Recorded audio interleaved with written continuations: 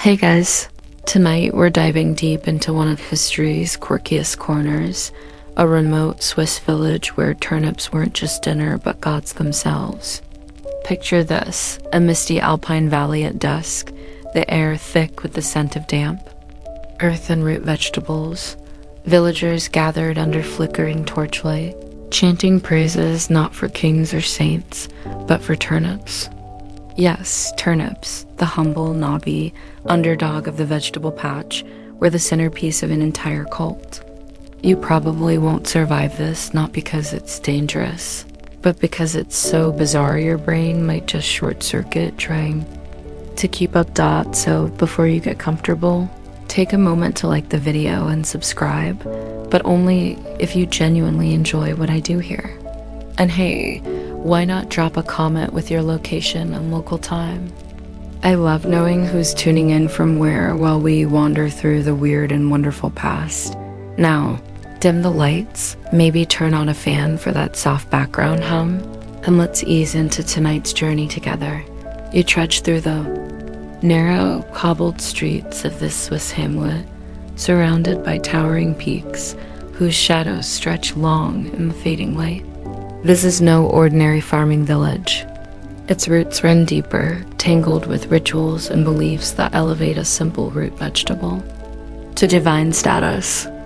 The origins of this curious turnip worship are lost to time, but whispers tell of desperate winters and miraculous harvests that transformed the crop into a symbol of survival and hope. The earliest known records hint at a festival celebrating the first turnip harvest, where offerings were made not just to the land, but to the root itself, believed to hold protective powers. Local elders spoke of the Great Turnip, a mythical giant whose spirit inhabited the fields, guarding the community from famine. Oddly enough, this veneration wasn't just symbolic. Villagers crafted tiny turnip-shaped talismans worn as charms to ward off illness and bad luck. Some even claimed that carrying one brought dreams of guidance or warnings, blurring the lines between agriculture and spirituality. Historians still argue whether this turnip worship arose purely from pragmatic agricultural concerns, or if it tapped into older, pre-Christian fertility rites that celebrated the earth's bounty through plant deities. Maybe it was a bit of both, a survival strategy dressed up in myth. As twilight deepens, you catch the faint sound of drums and chanting echoing from the village square. The air thickens with incense smoke and the earthy scent of crushed turnips. Prepared for tonight's ceremony, you pause, sensing that what you're about to witness is both utterly mundane and deeply profound. A reminder that even the most ordinary things can carry extraordinary meaning. You wake to the soft glow of dawn filtering through wooden shutters, the crisp alpine air filling your lungs as you step outside. The village is already stirring, but this morning feels different, more charged, more purposeful. Today's planting day, and the turnip isn't just a crop. It's a symbol stitched tightly into the fabric of life here, agriculture in this corner of Switzerland has always been a challenge. Rocky soil, short growing seasons, unpredictable weather. Nature tests these villagers every year.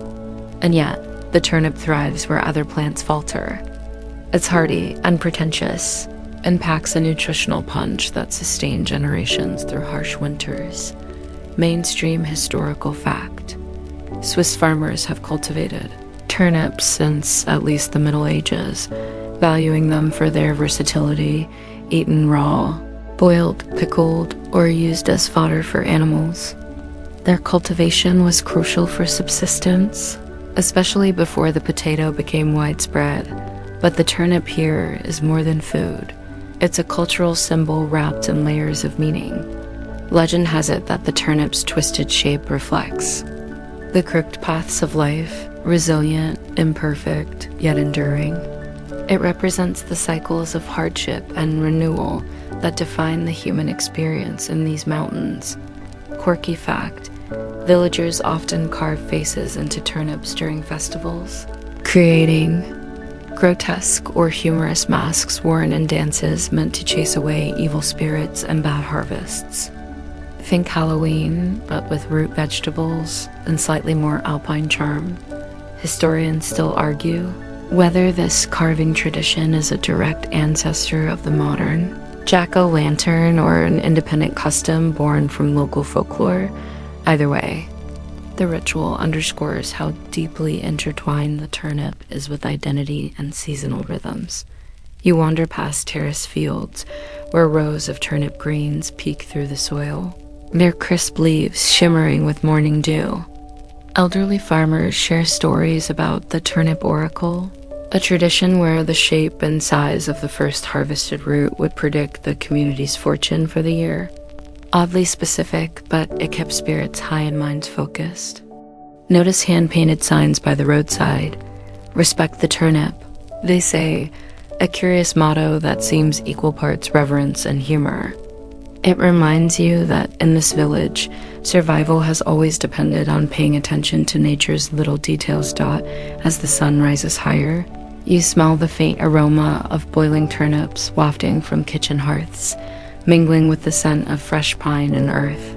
It's a simple, grounding fragrance, one that speaks of continuity and care.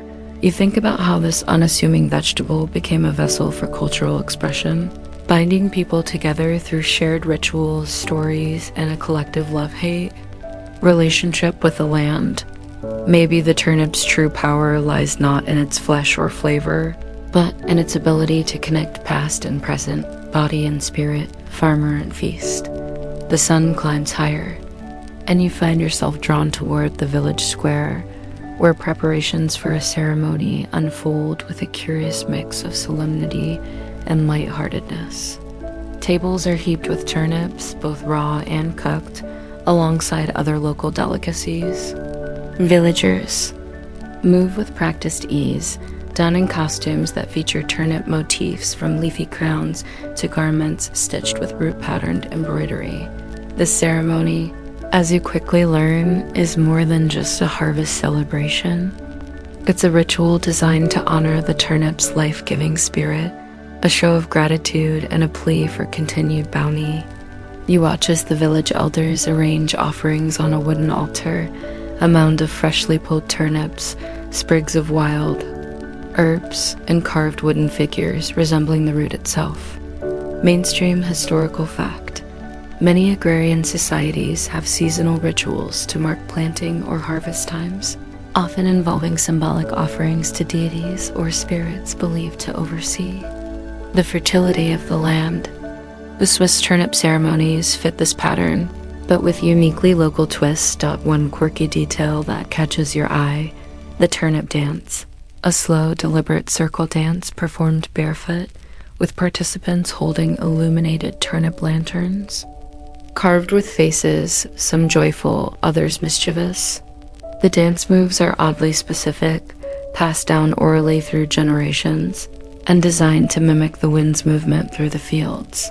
Historians still argue whether the dance's origins lie in pagan fertility rites or emerge later as a community-building tradition adapted for changing religious landscapes. There's also debate over how much of the ritual was influenced by neighboring alpine cultures versus indigenous practices unique to this village. As the dance unfolds, you notice laughter mixing with solemn chants. Children dart in and out of the circle, waving little turnip flags, their faces flushed with excitement. The atmosphere is warm, communal, something between a sacred event and a family reunion. The village priest, known locally as the turnip custodian, steps forward to lead the ceremony. His robes are embroidered with stylized turnips, and he carries a staff topped with a carved root. His voice, both commanding and gentle, recounts tales of ancestral heroes who revered the turnip, attributing miraculous powers to it, healing wounds, predicting weather, and even warding off evil. You're struck by the blend of humor and earnestness. The villagers clearly don't take themselves too seriously, but beneath the surface is a genuine respect for the traditions that have shaped their identity. You spot a curious ritual you hadn't expected, anointing turnips with a mixture of honey and mountain herbs believed to attract the favor of the earth spirits. It's a sensory experience, the sticky sweetness mixing with pine and wildflowers, grounding the ceremony in the physical world. Later, you'll hear about the rivalry between this village and a neighboring one that worshipped, of all things, cabbages. But for now, you're here, immersed in the slow rhythm of roots ritual and resilience. As the ceremony winds down and the last embers of the turnip lanterns flicker, you find yourself curious about the people who keep these traditions alive, the turnip priesthood. These aren't your typical clerics in solemn robes reciting ancient scriptures.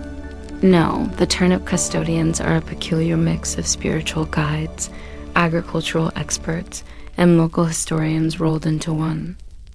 Mainstream historical fact: in many traditional European rural communities, religious or spiritual leadership often intertwined with practical knowledge of farming and nature, blending sacred duties with everyday survival skills. The turnip priesthood embodies this fusion, uniquely shaped by the village's singular devotion to the turnip. You learn that becoming a turnip custodian isn't as straightforward as applying for a job or attending seminary. Candidates are chosen through a mix of lineage, demonstrated knowledge of turnip cultivation, and an uncanny ability to interpret root omens, the shapes and growth patterns of the plants themselves. One initiate you over here, discussing his training mentions learning to read the earth's whispers by observing soil textures and the subtle angles of root curves. Here's a quirky tidbit. These priests maintain a secret recipe for a special fermented turnip juice used in rituals, part libation, part potion, that's said to enhance clarity of mind and deepen connection with the land. Some swear it's just tangy and a bit funky, while others claim it holds near magical properties. Either way, it's a rite of passage to drink it in front of the community. Historians still argue whether the turnip priesthood's spiritual authority stems more from genuine mystical belief or social power within the village hierarchy. Some scholars suggest their role helped consolidate leadership in a tight-knit, otherwise egalitarian society, while others see them as humble caretakers of a fading folklore. The priests' clothing is surprisingly practical, heavy wool cloaks for chilly mornings, leather boots perfect for trudging through muddy fields, but adorned with symbolic turnip embroidery, especially around the cuffs and collars. Their hats often sport small, dried turnip leaves, a subtle nod to their sacred calling. You watch one custodian guiding a group of children through a ritual planting, teaching them the importance of patience and respect for the earth. His voice is calm, patient, as he explains that every root has a story, and that by honoring these stories, the community honors itself. One afternoon, you spot a heated discussion among the priests about the precise timing for planting based on lunar cycles versus observed weather patterns. This debate illustrates how tradition and practical farming knowledge constantly interplay, with neither side fully yielding. Interestingly, some priests also serve as unofficial record keepers, documenting seasonal changes, harvest yields, and community events in handwritten ledgers. These archives provide valuable insight into the village's resilience over centuries. You realize that the turnip priesthood is less about dogma and more about stewardship, guardians of a shared history and culture that revolves around the simple, stubborn root beneath their feet.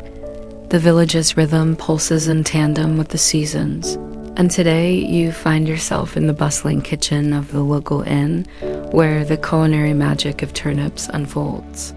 This isn't just rustic fare slapped on a plate. It's a celebration of the root's versatility and its sacred place at the table.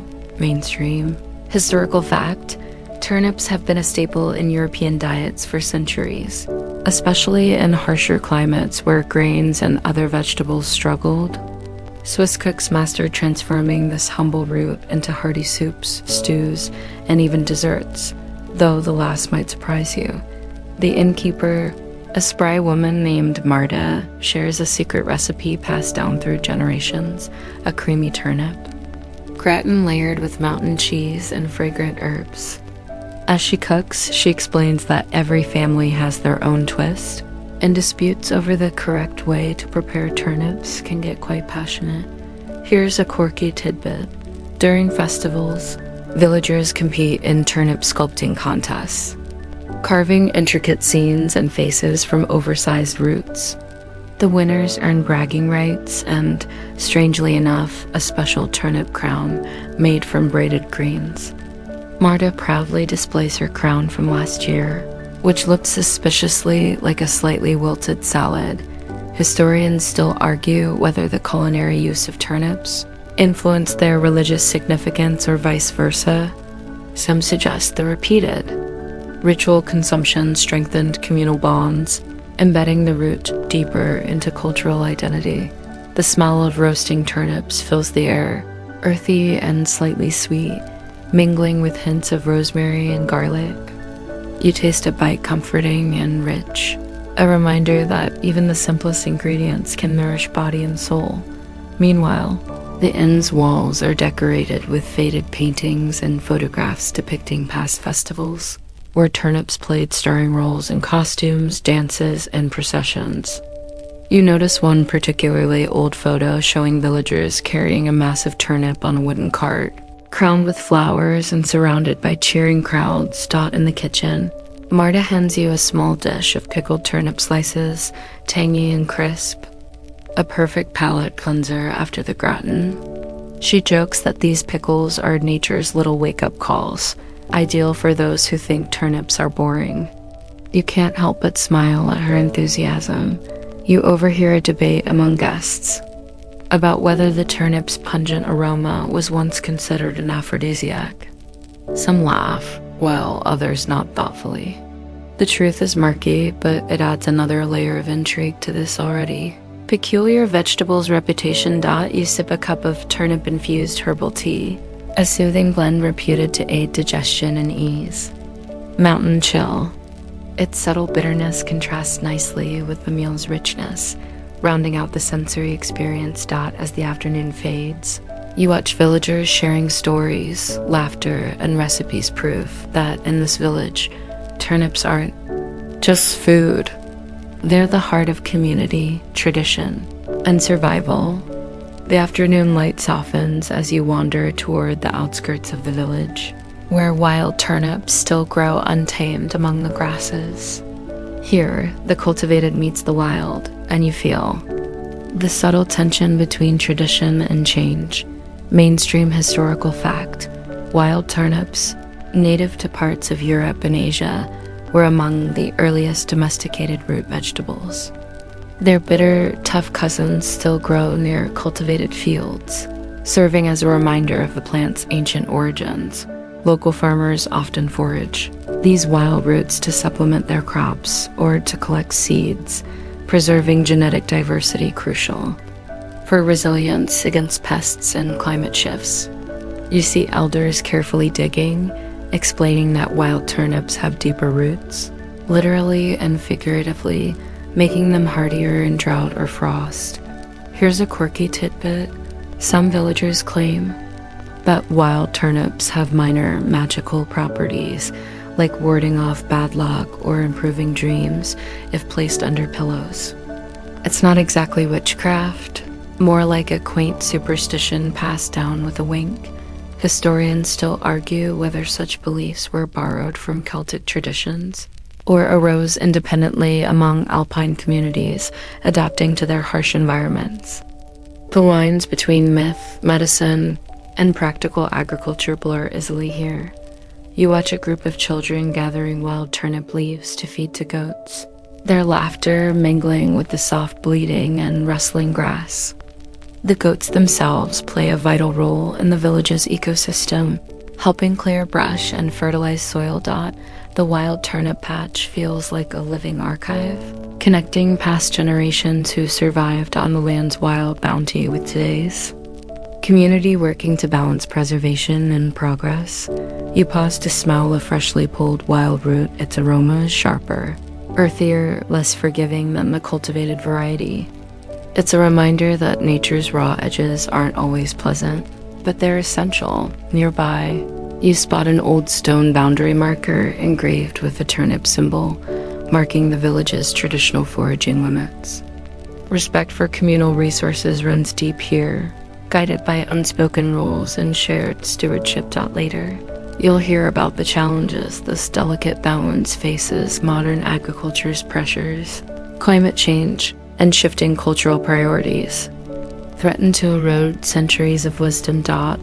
But in this quiet moment, among wild roots and grazing goats, you sense the village's heartbeat remains steady, rooted in respect for both soil and story.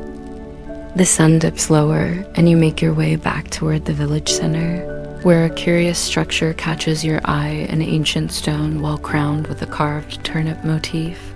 It's more than just a water source. It's a symbol, a gathering spot, and a testament to the village's intertwined relationship with its environment.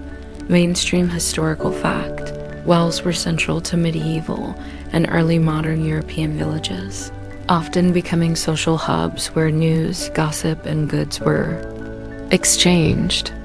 The turnip carving suggests this well had a special significance, possibly linked to local agricultural rites or water blessings. What really piques your curiosity is the whispered legend about the turnip well spirit, a guardian believed to protect the purity of the village's water supply.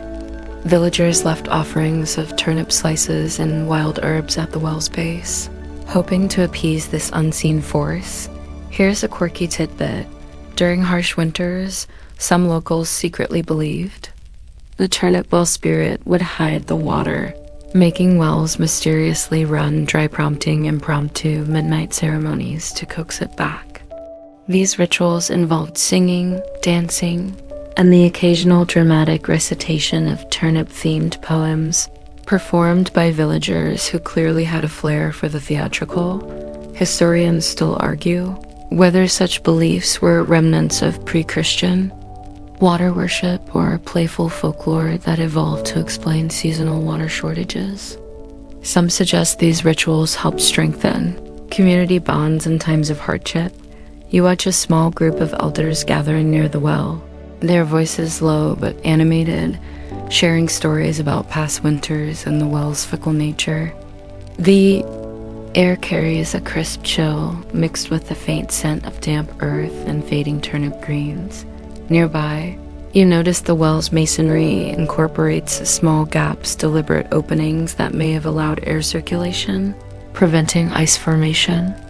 In winter, this subtle architectural feature points to a practical knowledge of the local climate. You dip your hand into the cool, clear water, feeling the refreshing chill against your skin.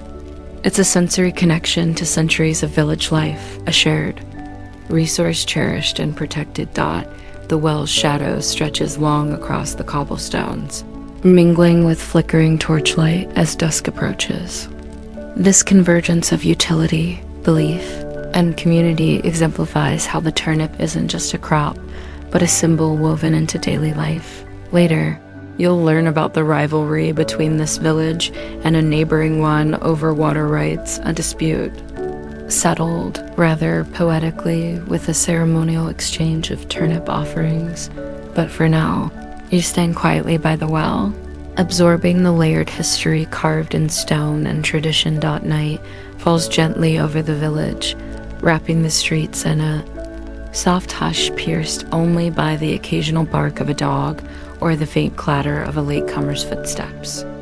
You wander toward the village square, where preparations are underway for the annual Turnip Festival's grand finale, the Lantern Parade.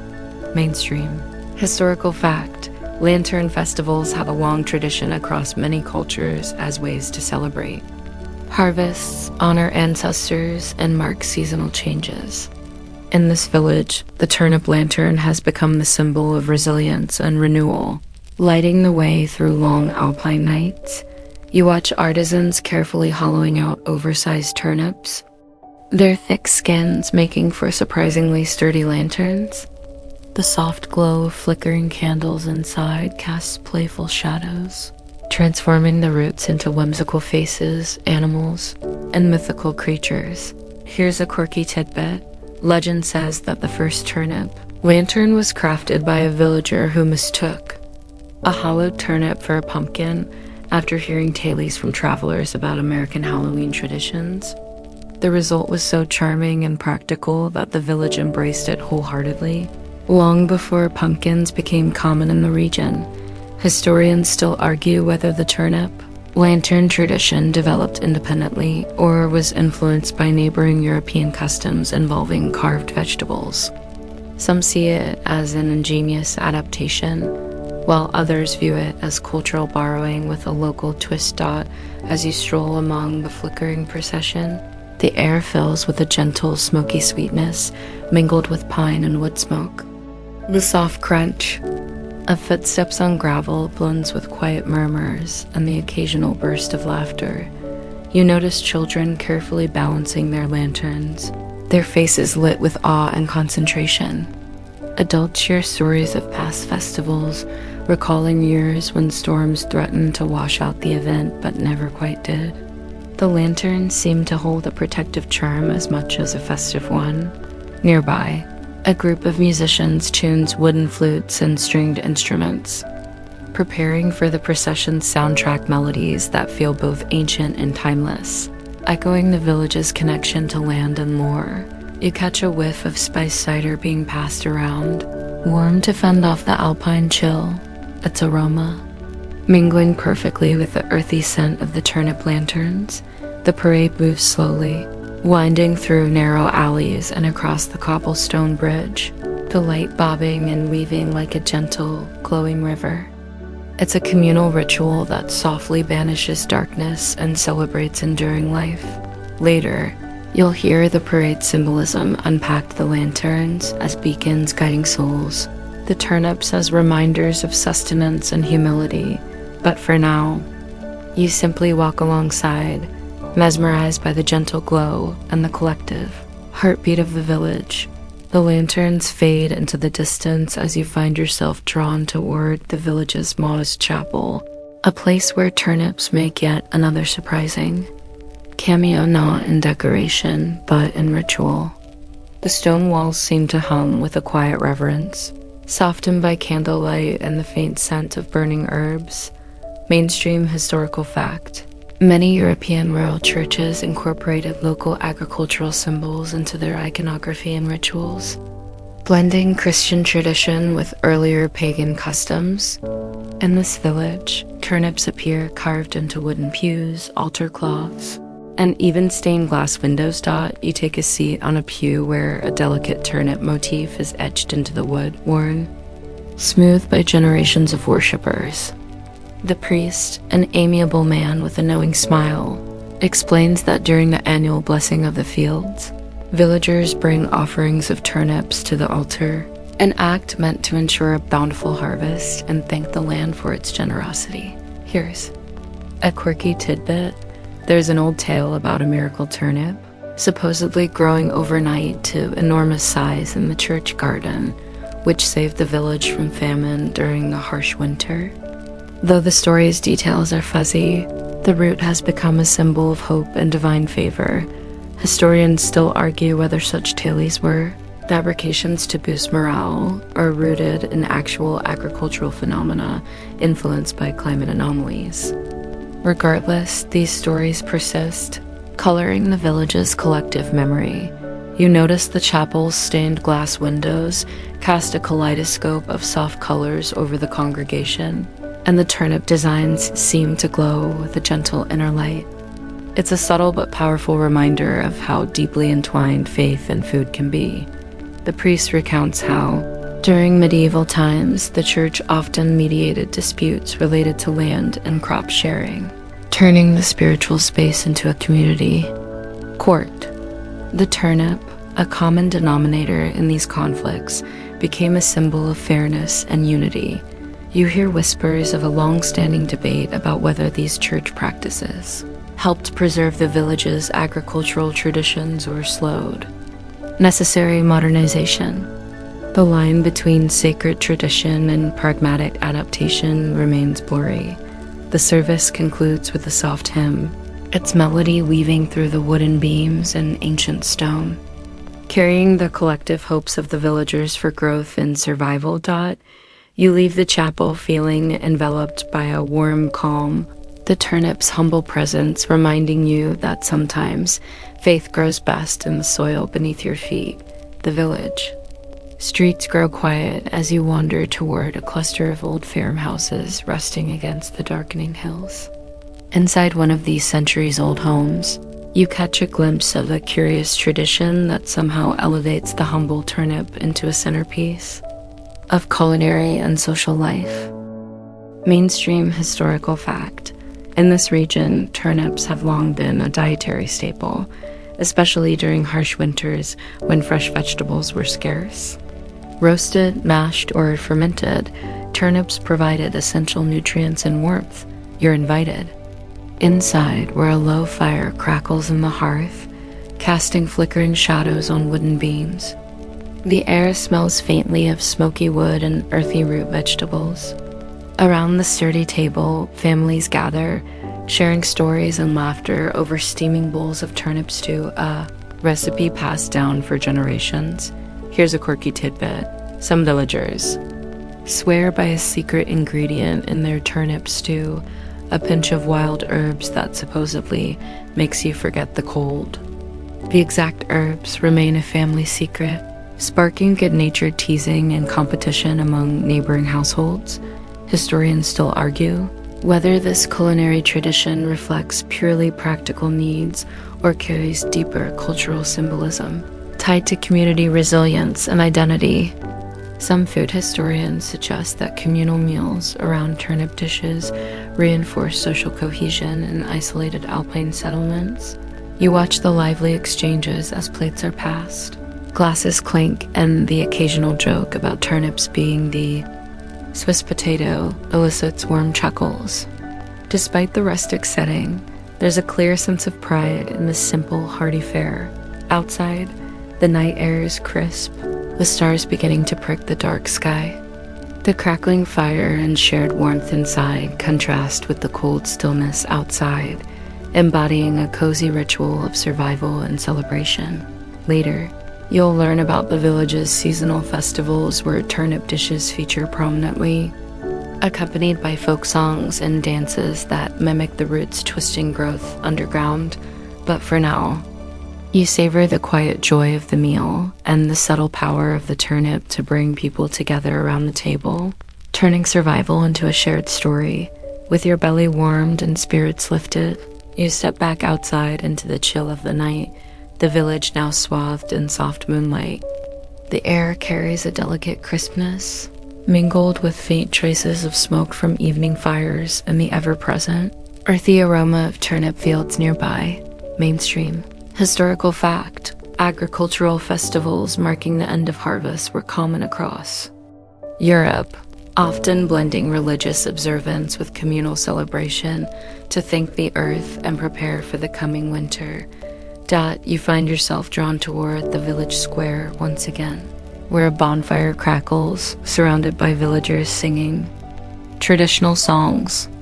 The flickering flames illuminate turnip-themed banners, hand-stitched cloths depicting roots twisting deep underground, surrounded by stars and alpine flowers. Here's a quirky tidbit. During these celebrations, a playful custom endures where young villagers engage in turnip tossing, a game where competitors toss small turnips into wooden barrels, their laughter echoing through the night. Supposedly, the better your aim, the luckier your crops next year. Historians still argue whether this game evolved from medieval agricultural rites, or was simply a way to pass long winter nights with lighthearted fun. Some believe such customs reinforce communal bonds, while others think they were purely recreational. You join in, feeling the surprising heft of the small roots as you aim and toss, the crowd's cheers filling the crisp air. The simplicity of the game belies its significance, a shared moment connecting past and present. Nearby, elders exchange stories about legendary players whose turnip tossing skills were said to predict bountiful seasons or early snowfalls. These tales blur the line between folklore and weather lore. The firelight dances on smiling faces, each illuminated by the glow of the communal spirit. You notice how the turnip, humble and unassuming, has woven itself into every aspect of village. Life from food and faith to play and ceremony dot as the night deepens. The songs slow and the crowd gradually disperses, leaving behind the glowing embers in a peaceful quiet.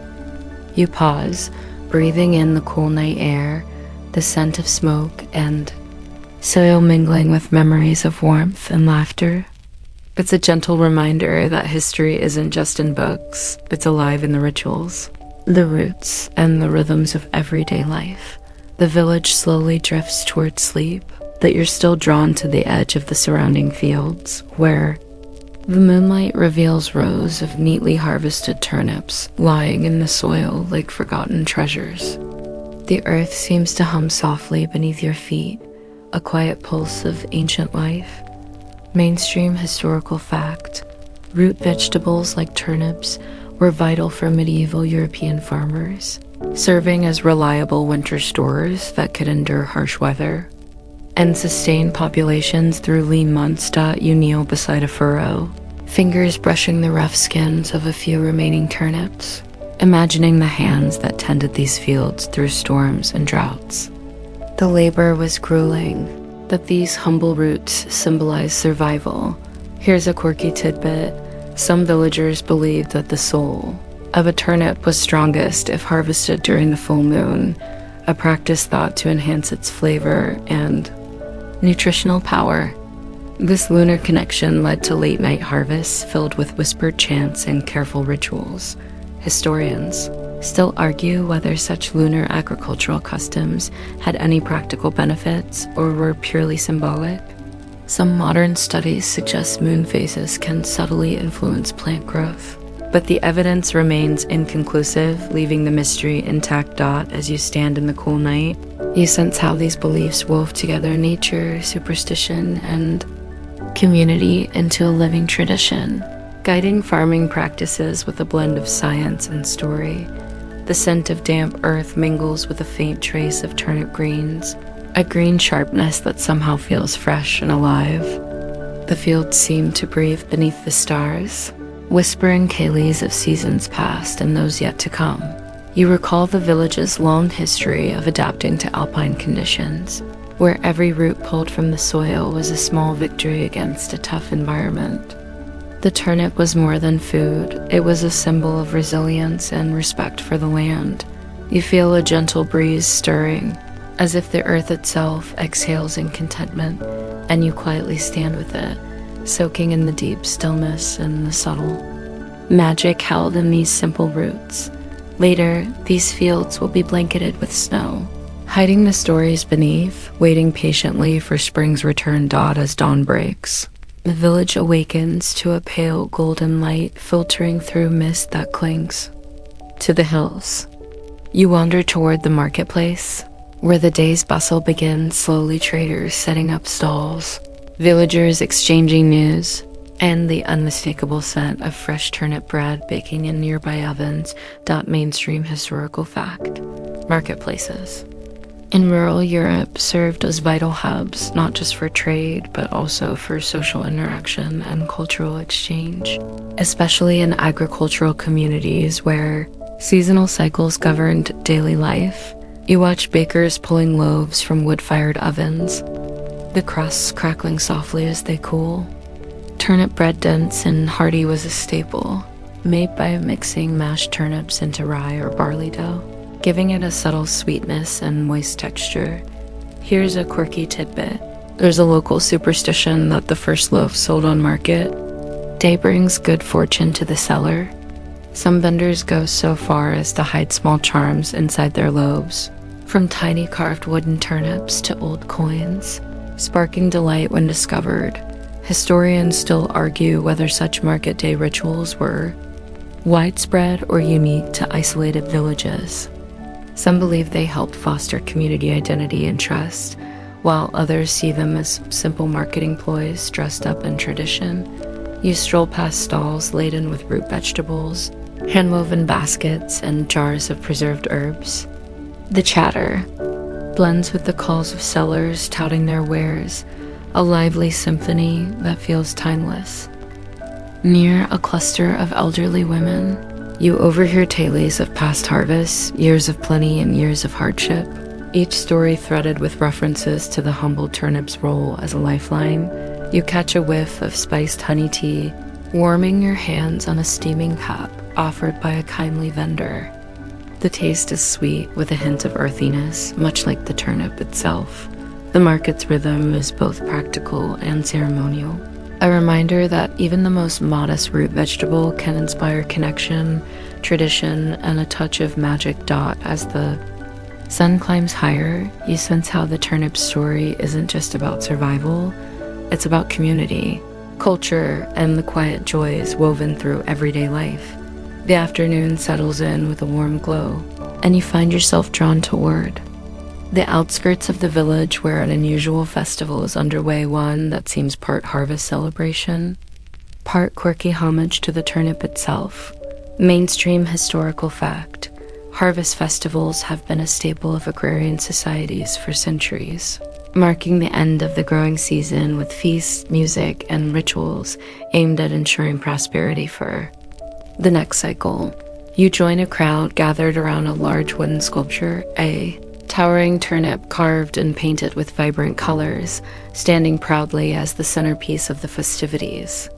Children dart around it, playing games inspired by old legends, while elders recount tales of the Turnip King, a mythical figure said to have taught villagers how to cultivate the root. Here's a quirky tidbit. One popular festival game involves a turnip dance, where participants wear oversized turnip costumes and perform playful, awkward movements that mimic the root's slow, underground growth. It's equal parts silly and endearing, sparking laughter across generations.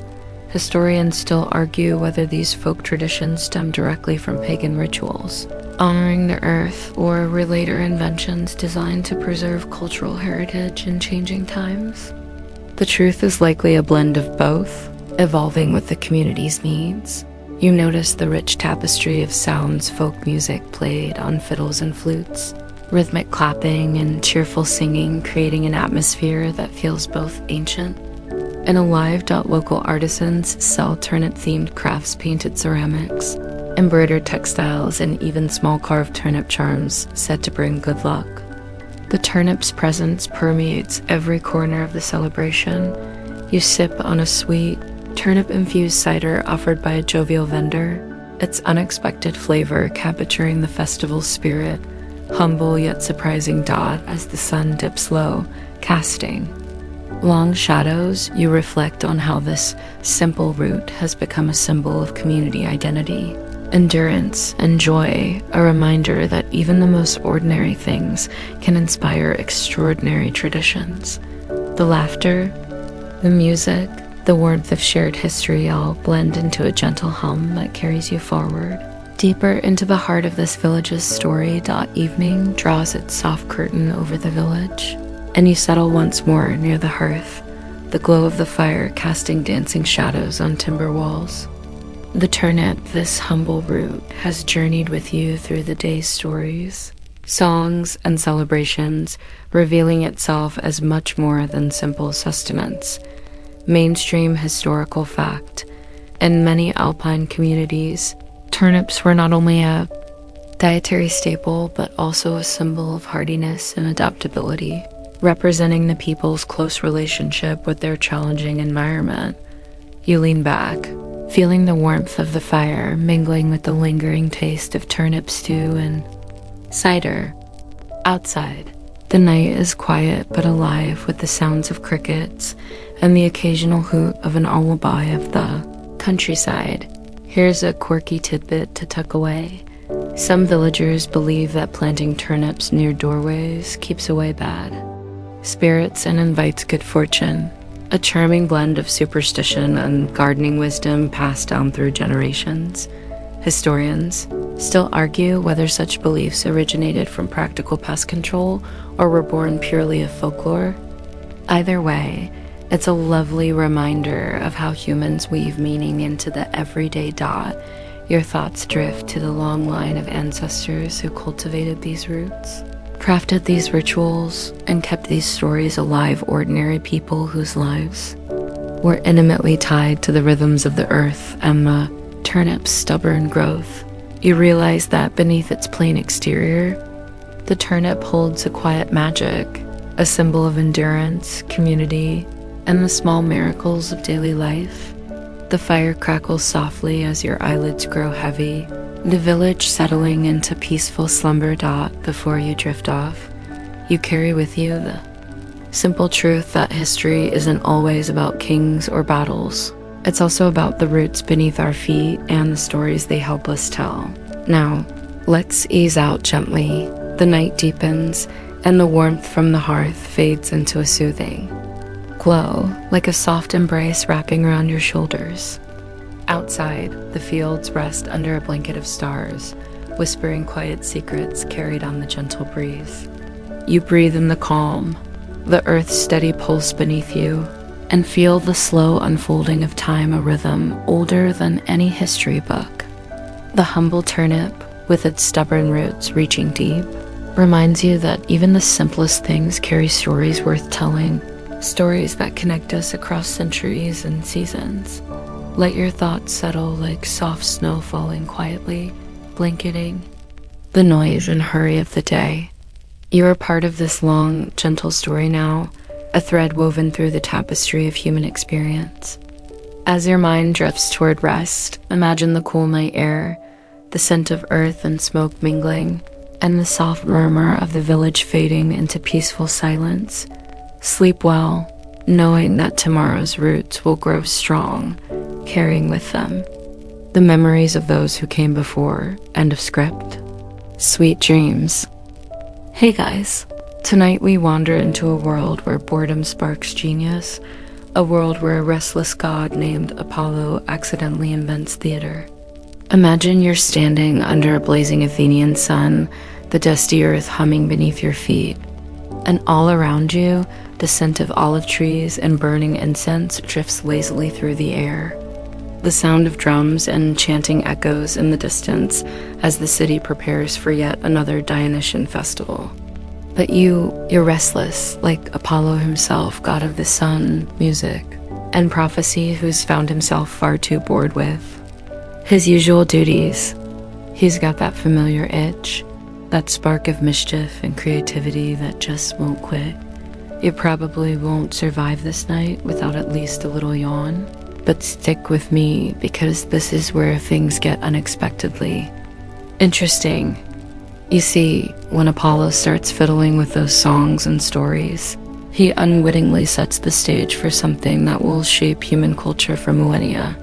Theater. So, before you get comfortable, take a moment to like the video and subscribe, but only if you genuinely enjoy what I do here. And hey, let me know where you're tuning in from and what time it is right now.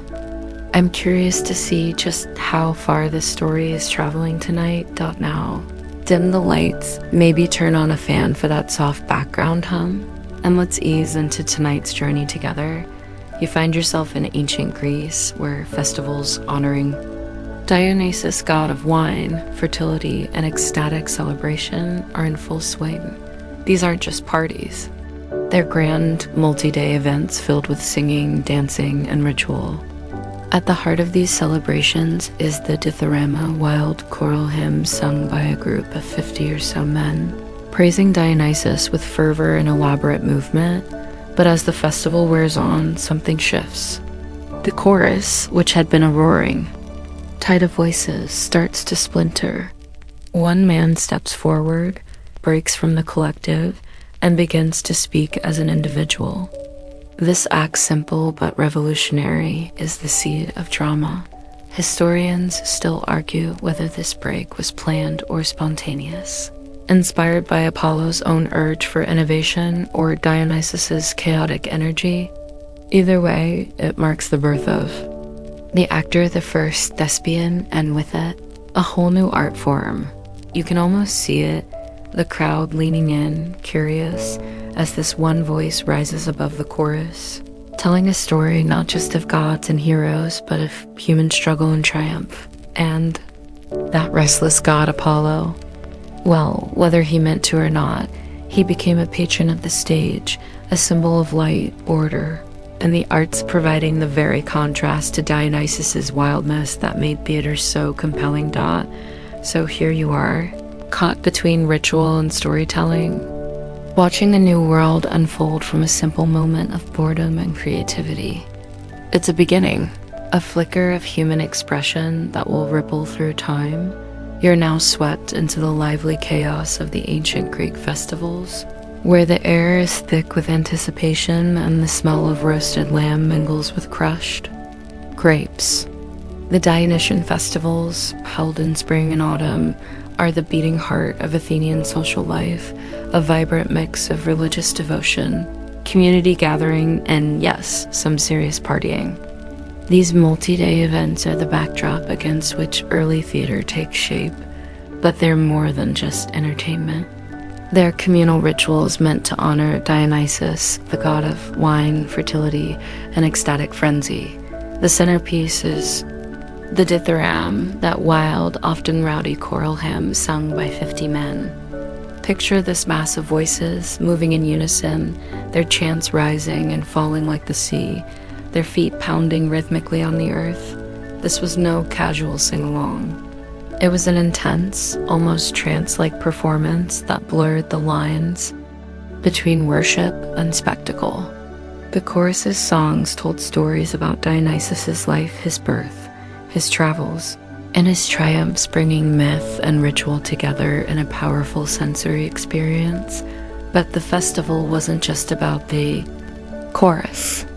As the years rolled by, these gatherings grew more elaborate, and the chorus began to interact with a single individual who would take on specific roles. This was no small tweak. It changed the whole dynamic.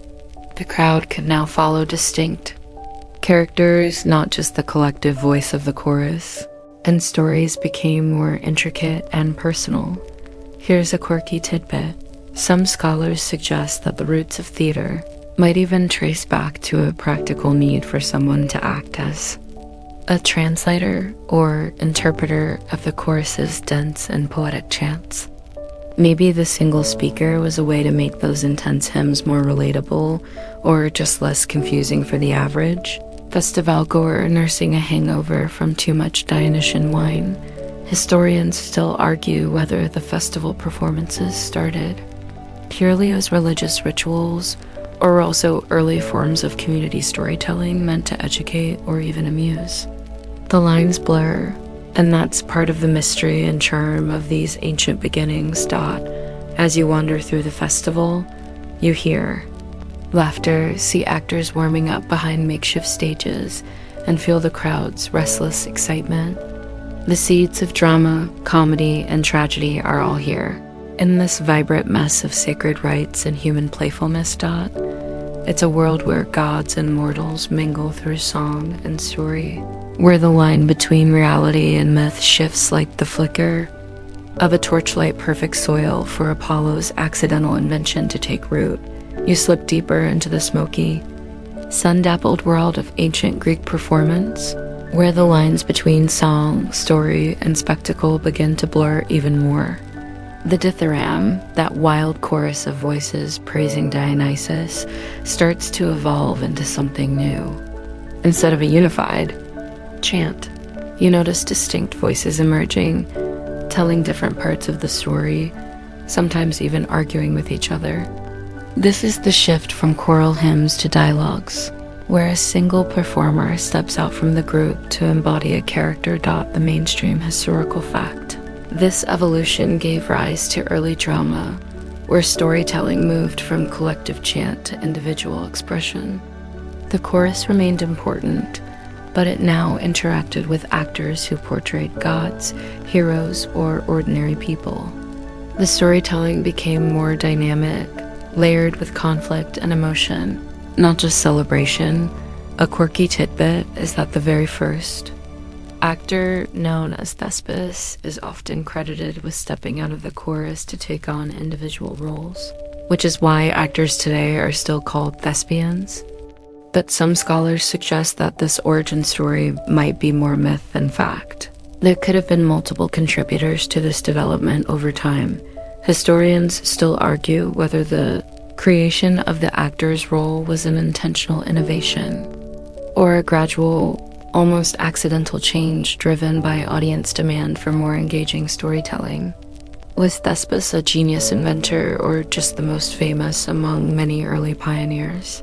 The jury's still out. You imagine the scene, the chorus singing. In the background, a lone figure stepping forward, voice raised to carry a story beyond the collective. It's intimate and electric, like the difference between a group chat and a solo podcast. This breakthrough turns simple hymns into dramatic moments of tension and release, shaping a new art form that holds a mirror to human experience rather than just celebrating the divine.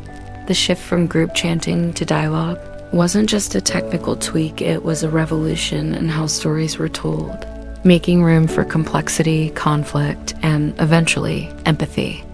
And it all started because someone, maybe Apollo, maybe a bored poet, decided to try something different. As you listen, you're drawn into a world where voices carry not just stories, but emotions, where the spotlight begins to shine on individuals, setting the stage for centuries of drama to come.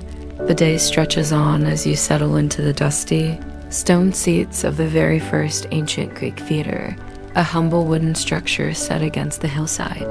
This is the theater of Dionysus in Athens, a place that feels both grand and surprisingly intimate, where the buzz of the crowd is a gentle hum beneath the clear blue sky. The air smells faintly of crushed olives and aged parchment, and somewhere nearby, a stray goat bleats, a reminder of how close this world still is to the pastoral life. Here's your mainstream historical fact. By the 5th century BCE, the wooden stages of those early festivals had been replaced with permanent stone theaters carved into the hillside, designed with acoustics so precise that even the softest whisper from the stage could reach the back rows. These theaters could hold thousands of spectators, making drama a truly communal experience.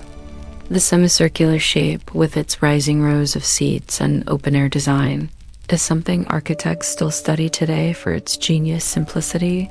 Now for a quirky detail. Some of the masks worn by actors in these theaters were so large and exaggerated that they probably looked more like Halloween costumes than anything subtle.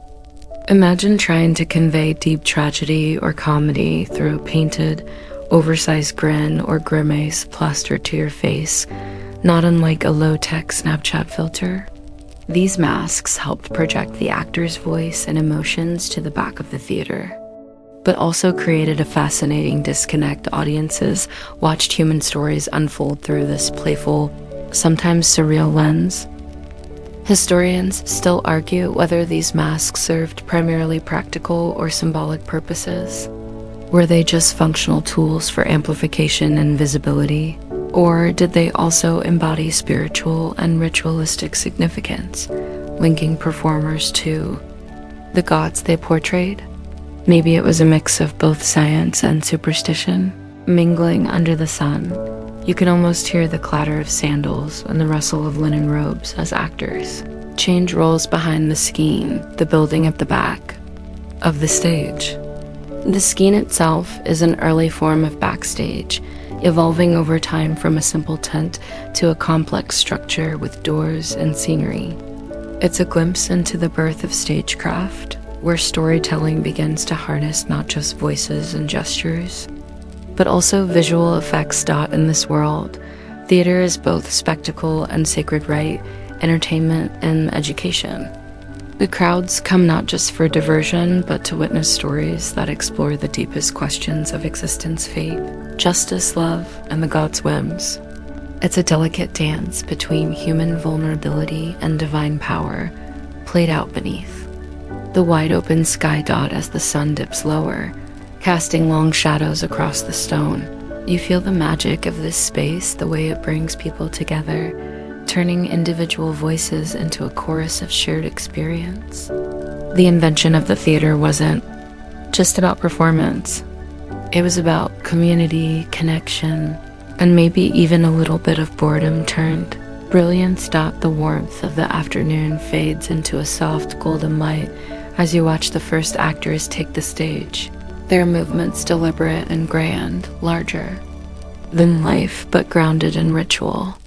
These performers, wearing those oversized masks and flowing robes, don't just recite lines, they embody gods, heroes, and mortals in ways that pull the crowd deep into myth and morality. The audience leans in, caught between laughter and awe. Here's your mainstream historical fact. The early plays were mostly tragedies and comedies, performed during the City Dionysia Festival in Athens, a state-sponsored event that featured competitions between playwrights. The big three tragedians, Aeschylus, Sophocles, and Euripides, would shape the art form for centuries, each bringing innovations in structure, character development, and themes that still resonate today. Comedy, on the other hand, provided a sharp, often satirical mirror to society, poking fun at politics, philosophy, and even the gods themselves. Now, for a quirky twist, some of the comedic performances included slapstick props and exaggerated costumes that would make modern-day clowns jealous. One of the best-known comedic playwrights, Aristophanes, used everything from giant phallic props to absurd disguises in his plays to rile up the audience and deliver biting political commentary. Imagine a political debate stage today with people juggling rubber chickens. Ancient comedy was a little like that, but with more togas. Historians still argue whether these performances were primarily religious rites or if they gradually shifted toward pure entertainment. Was the laughter a form of catharsis or social critique? Maybe it was both, serving the dual purpose of honoring Dionysus and providing a release valve for societal tensions.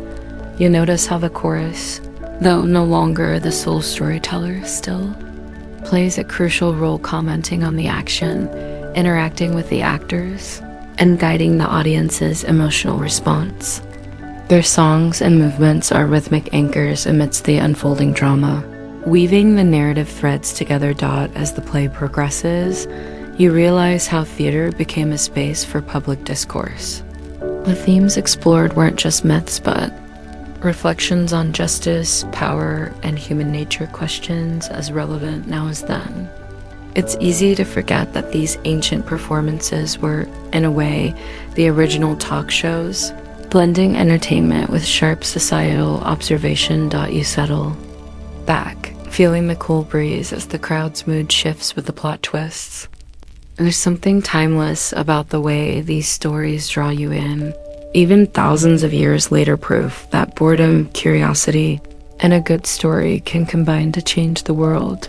The evening air cools as the last light flickers over the amphitheater, and you find yourself captivated by the unfolding drama that's less about gods wielding lightning bolts and more about the messy, complicated humans caught in between. This is the moment when theater steps beyond myth and starts exploring real human dilemmas: love, betrayal, justice, offering the audience a mirror to their own lives.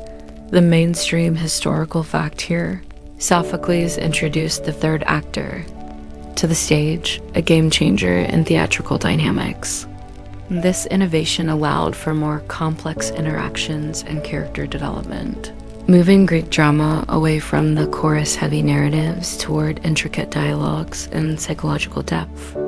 His plays like Oedipus Rex and Antigone showcase this shift brilliantly, weaving fate, free will, and moral conflict into stories that still haunt us today. Now, the quirky bit: Greek actors weren't just playing characters, they were also responsible for playing multiple roles, often switching masks and costumes mid-performance. Imagine an actor juggling the roles of a king, a servant, and a god in the same play. Talk about multitasking under pressure. Some even use stilts or elaborate props to exaggerate their presence. Theatrical special effects. Ancient Greece had its own version of movie magic, albeit with less CGI and more sweaty actors. Historians still argue whether the theater's primary function was catharsis, purging emotions through tragedy or moral instruction. Was the audience meant to leave feeling cleansed and enlightened, or simply entertained and challenged? The answer likely lies somewhere in between, with the experience tailored to individual spectators' needs. You watch as the chorus comments on the unfolding tension, sometimes stepping forward to offer wisdom or lament tragedy, creating a rhythm between action and reflection. Their presence feels like a heartbeat beneath the dramatic surface, reminding everyone that these stories connect to larger human truths. The architecture around you, with its perfect acoustics and tiered seating, enhances the experience, making even a whispered line carry weight and emotion. You marvel at how these theaters were designed not just for visibility but for intimacy, bridging the gap between performer and spectator.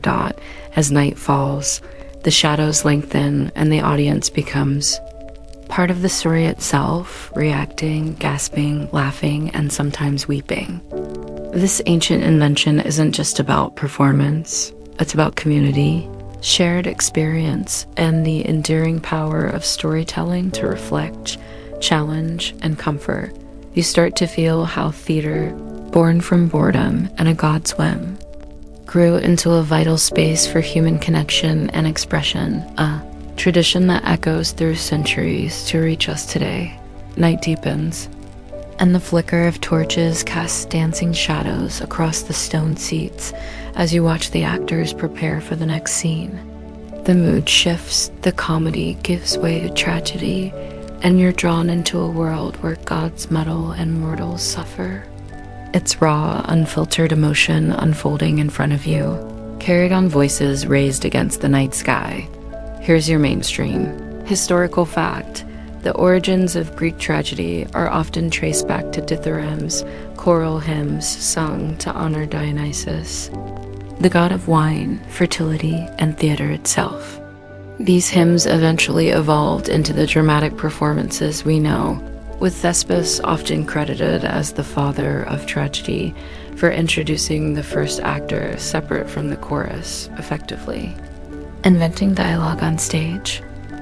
Now, for a quirky detail, the term thespian, used today to describe actors, actually comes from Thespis' name.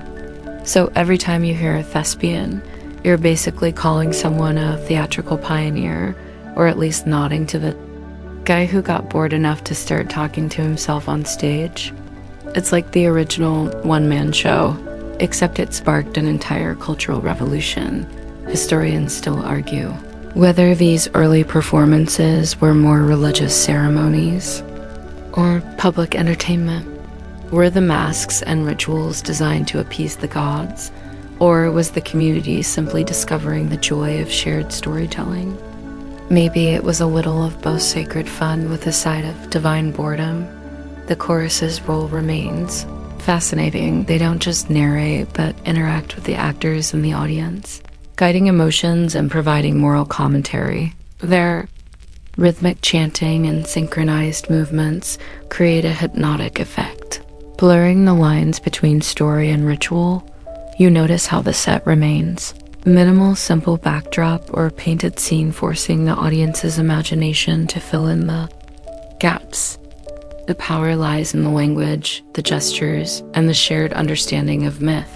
It's storytelling stripped to its essentials, proving that you don't need fancy effects to captivate a crowd. As the tragedy unfolds, you feel the weight of the themes, fate, hubris, justice issues that still resonate centuries later. These stories weren't just entertainment. They were ways to wrestle with life's biggest questions under the watchful eyes of the gods. The crowd's reaction is a mix of awe and reflection, sometimes laughter, sometimes silence, each response part of the living tapestry of theater. You realize that this was never just about passing time. It was about facing the mysteries of existence together. The night's chill settles in, And as you wrap yourself in your cloak, you carry with you the quiet thrill of being part of something ancient and profound, the accidental invention of theater by a bored god who might just have changed everything. The moon climbs higher, casting silvery light across the open-air stage as the final act approaches. You're drawn into the rhythm of the night, the cadence of dialogue. The chorus's chants, the subtle shifts in lighting from torch to moonbeam. It's a sensory symphony that feels both timeless and immediate, pulling you deeper into this ancient ritual. The mainstream historical fact here: theater in ancient Greece wasn't just an art form. It was deeply entwined with civic life. The city Dionysia festival, where these plays were performed, was a major political and religious event sponsored by the state. Attendance was often mandatory for citizens, making theater a form of communal participation and education, where ideas about democracy, morality, and society were debated through drama. Now, for a quirky twist, the actors were all men, even for female roles, who performed with exaggerated gestures and oversized masks to convey emotions. These masks weren't just props. They amplified voices and created a visual language that helped audiences understand character and mood from afar. Some masks even had built-in megaphones. Imagine trying to stay in character while balancing a megaphone on your face. Historians still argue about the extent to which these performances influence public opinion. Did playwrights shape political attitudes, or were they simply reflecting popular sentiment? Perhaps the theater was both a mirror and a mold, capturing the zeitgeist while nudging it in new directions. You notice the subtle changes in costume and posture as actors shift between gods, mortals, and mythical creatures, each transformation marked by a flicker of light or a change in chorus tone. The audience responds in kind, laughter bubbling up one moment, hushed tension the next. It's a collective experience, woven from shared knowledge and emotions. The set remains minimalist, but the impact is anything but. Without digital effects or elaborate scenery, the power comes from language, rhythm, and presence. It's a reminder that storytelling's essence isn't in spectacle, but in connection. As the final lines echo across the amphitheater, you sense a quiet reverence settling over the crowd. The play is ended, but the questions it raised linger like a soft echo in the night air. Questions about fate, identity, and the human condition that still stir us today. You rise, feeling the cool night air on your skin, your mind swirling with the images and voices that filled this ancient space. From a bored god's whim to a cornerstone of culture, theater's journey is as surprising as it is profound. The crowd begins to disperse, their footsteps soft against the stone as the night grows quieter, but your mind lingers on the lingering impact of theater's birth, a legacy not just of entertainment, but of human expression and shared experience. You wander through the empty seats, imagining the thousands who have sat here before, lost in stories spun from myth and reality. Here's your mainstream historical fact. Ancient Greek theater influenced the very structure of modern drama, introducing concepts like the tragic hero, dramatic irony, and the three-act structure, all of which remain staples in storytelling today. The impact extends beyond the stage, influencing literature, philosophy, and even political discourse through the centuries. The quirky tidbit: there was an odd tradition called the Kordax, a comedic dance performed during intermissions or lighter moments, involving exaggerated movements and cheeky humor. Picture ancient Greek slapstick, complete with ridiculous masks and wild antics, kind of like the original sitcom laugh track, only with more leg slapping and less canned applause. Historians still argue about the exact origins of theaters.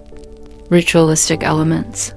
Some suggest it grew entirely from Dionysian religious practices, while others believe it was a natural evolution of communal storytelling and competitive poetry festivals.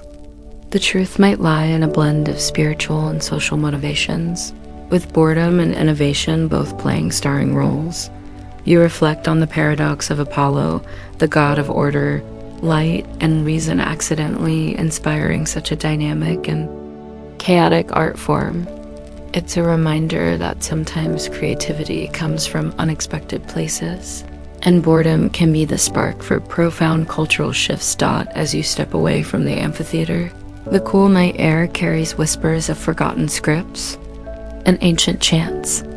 You carry with you the quiet magic of theater's accidental birth, an invention that transformed how we tell stories and understand ourselves. The night wraps around you like a soft velvet curtain, inviting you to rest, dream, and perhaps, like Apollo, find inspiration in the quiet moments between boredom and brilliance.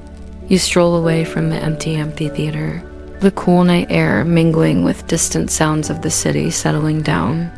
Your mind drifts back to the figure at the heart of this story, Apollo, the god of music, poetry, and light, who supposedly, out of boredom, stumbled into inventing theater. It's a curious image, a deity so tied to order and harmony, inadvertently sparking something as wild and unpredictable as drama. Here's the mainstream fact. Apollo was a central figure in Greek mythology and religion, revered as a bringer of prophecy, healing, and the arts. His influence stretched from the oracles of Delphi to the very foundations of Greek culture, making him one of the most complex and widely worshipped Olympians. Now, for a quirky twist, some ancient sources suggest Apollo was not just a god of music, but also a prankster of sorts, occasionally causing mischief among gods and mortals alike. Imagine the patron god of calm order pulling pranks, like switching the lyre strings or rearranging the chorus's dance steps just to break the monotony. Maybe theater was his most elaborate joke, or his way of shaking things up when the divine realm got dull. Historians still debate whether Apollo's association with theater was a later addition to his mythos, or something deeply rooted in early Greek culture. Was he truly the accidental inventor, or did the Greeks retrofit the story to fit their evolving understanding of art and religion? Either way, the connection remains a tantalizing intersection of myth and history. You picture Apollo lounging on Mount Olympus, sighing in boredom, and then suddenly picking up a mask or mimicking a story in performance, transforming a divine moment of restlessness into the birth of a human tradition that would echo for millennia. It's fascinating to think that theater, with all its drama, humor, and tragedy, might have started as a divine pastime, an unintentional gift from a god seeking entertainment. As you walk back through the quiet streets, the thought lingers. Sometimes the greatest inventions come not from careful planning, but from moments of boredom and whimsy, whether human or divine. You feel a subtle connection to that impulse, that restless spark that turns stillness into story, boredom into brilliance. You find yourself wandering through a quiet olive grove just outside the city, the scent of crushed leaves and earth grounding you as the memories of Apollo's accidental invention linger. The soft rustling of branches above is like the gentle murmur of an ancient chorus, reminding you how deeply theater is rooted in nature and ritual. The mainstream historical fact here: early Greek theater evolved from dithyrambs choral, hymns sung and danced in honor of Dionysus, the god of wine and ecstasy. These dithyrambs were competitive, communal performances that laid the groundwork for scripted drama, blending poetry, music, and movement in a way that was both spiritual and entertaining. Here's a quirky detail: some ancient dithyrambs involved performers wearing animal skins or grotesque masks, blurring the lines between human and beast. One theory suggests these costumes were not just theatrical, but had shamanistic purposes, helping performers channel divine energy or embody mythic figures. Imagine actors as part-time shapeshifters, conjuring spirits through dance and song. Historians: still argue whether the transition from these primal, ecstatic rituals to structured theater was smooth or abrupt. Was there resistance to formalizing something so wild and spontaneous? Some scholars believe that theater's codification marked a shift from communal religious experience to a more elite cultural performance, while others see it as a natural evolution that enriched both art and worship. As you lean against a gnarled olive tree, you consider how Apollo's boredom might fit into this complex tapestry of cultural transformation. Maybe it wasn't just a whim, but part of a larger shift, where gods and mortals alike sought new ways to express the ineffable, to make sense of human emotions through stories and spectacle. You picture the early performers, half priests, half actors, moving between the divine and the mundane, creating something that was at once sacred and wildly entertaining. It's a delicate balance, like walking a tightrope between chaos and order, much like the God who inspired it all. You close your eyes, hearing faint echoes of ancient songs blending with the whisper of the olive leaves, feeling the pulse of a tradition that began with a simple spark of curiosity and a restless god's playful spirit. The olive grove fades behind you as you step into a bustling Athenian marketplace at dawn, where the scent of fresh bread and olives mixes with the murmur of waking voices. The theater you're tracing now has grown into a public institution, a place where citizens gather not just for entertainment, but for debate, education, and civic identity. Here's your mainstream historical fact. By the 5th century BCE, theater in Athens had become an integral part of the city-state's religious festivals, especially the Dionysia, where playwrights like Aeschylus, Sophocles, and Euripides premiered their works. These plays often tackled moral dilemmas, politics, and human nature, reflecting the democratic spirit and social tensions of Athens itself. The quirky tidbit: attendance at these festivals was compulsory for male citizens, funded by the state, as a kind of ancient public service. Imagine your boss telling you, you have to go watch a 3-hour tragedy today, and it's tax-funded. Not the typical Friday night plan, but it shows just how seriously Athenians took theater's role. In civic life, historians still argue about how theatrical performances influence public opinion. Did plays simply mirror societal values, or did they actively shape political attitudes? Some scholars suggest playwrights used the stage as a subtle platform for political commentary and even dissent, making the theater an early form of public discourse. You picture yourself sitting in the crowded theater, the stone seats cool beneath you, the buzz of anticipation thick in the air. The chorus chants, actors don elaborate masks, and the drama unfolds, not just a story, but a conversation with the entire polis. It's striking to consider that a pastime born from a bored god's whim became a cornerstone of democracy and cultural identity. Theater wasn't just art.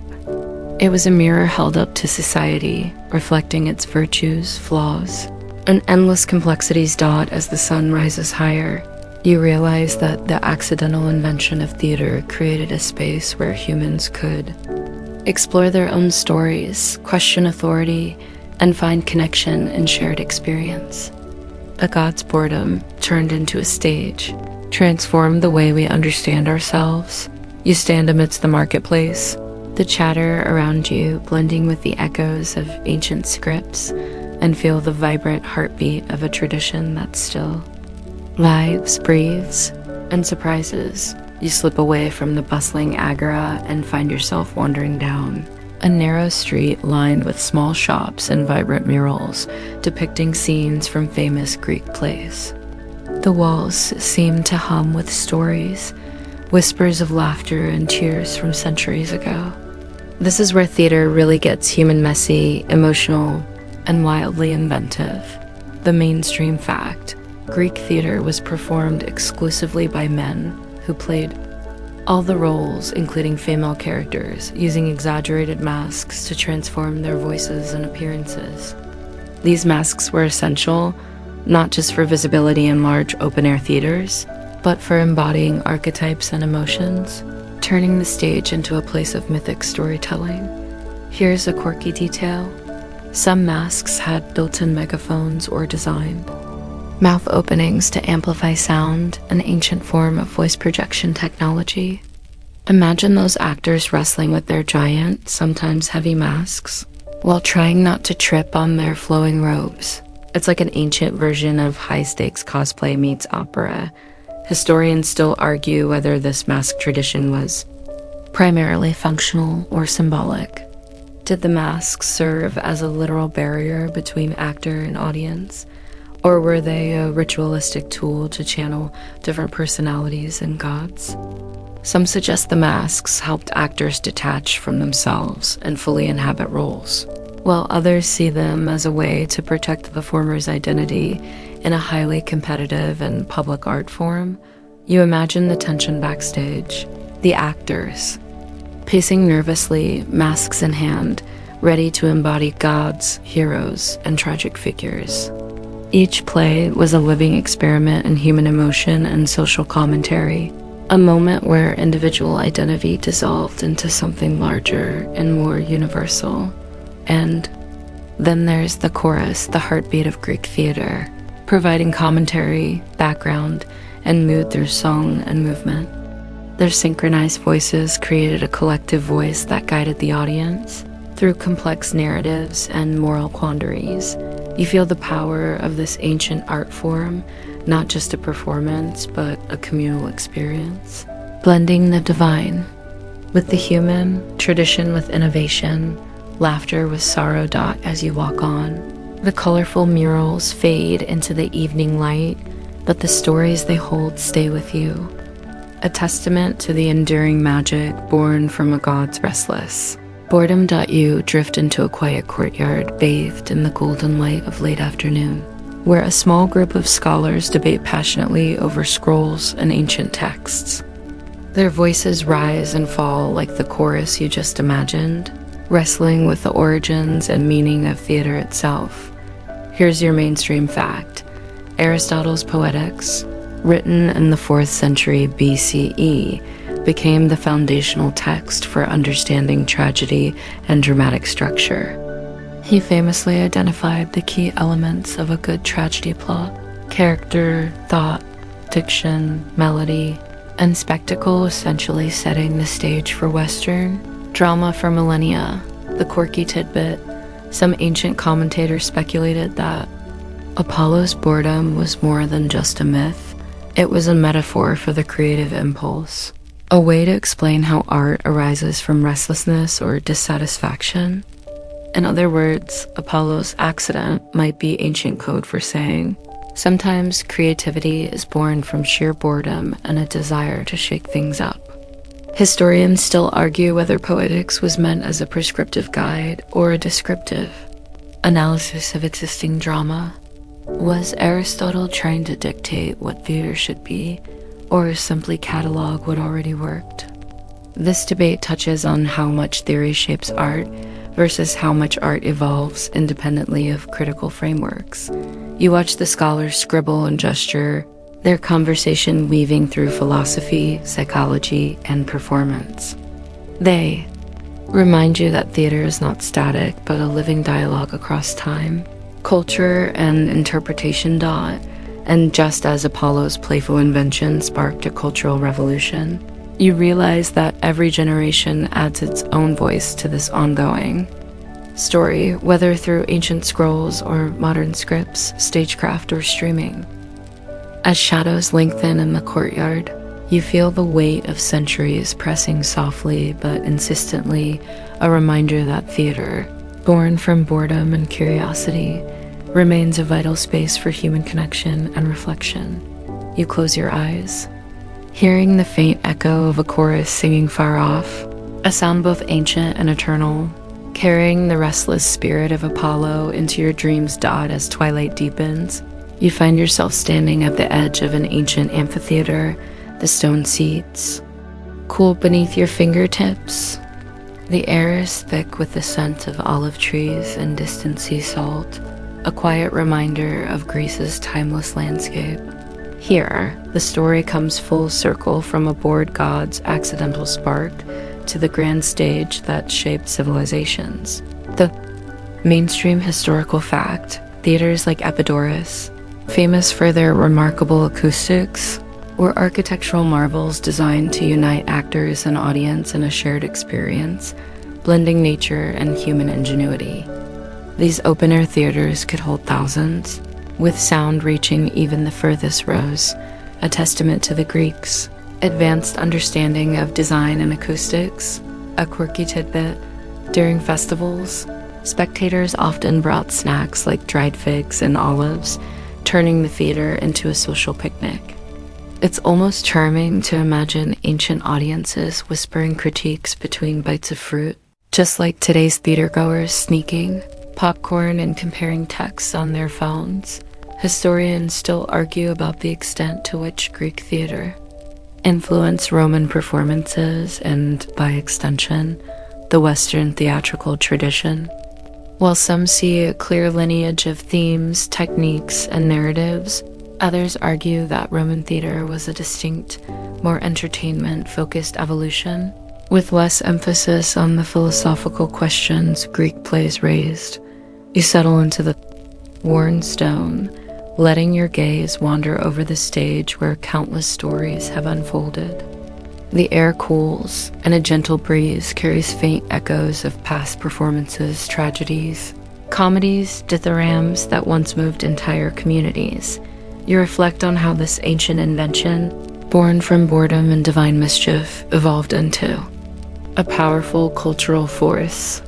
Theater gave people a place to explore identity, question fate, and laugh at their own foibles.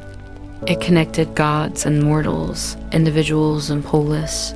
Imagination and reality dot as night falls, stars begin to twinkle overhead, matching the glow of ancient torches once used to light performances.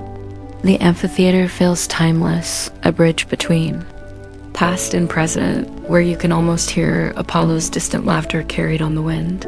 You rise slowly, the weight of history settling comfortably on your shoulders. The accidental invention of theater is no longer just a myth, but a living legacy, a reminder that sometimes, from the quietest boredom, the richest stories emerge. You've reached the final moment of this journey, and it's time to gently slow down, like the soft closing of a heavy velvet curtain on a long, enchanting play. The day has folded into night, the world outside hushed under a blanket of stars. And here, in the quiet of your space, you can let yourself unwind fully. Feel the coolness of the stone beneath you fade into warmth as your body relaxes. The memories of ancient amphitheaters and God's mischievous boredom drifting like a slow, comforting tide. The distant chorus's song softens into a whisper, a lullaby woven from centuries of stories told and retold.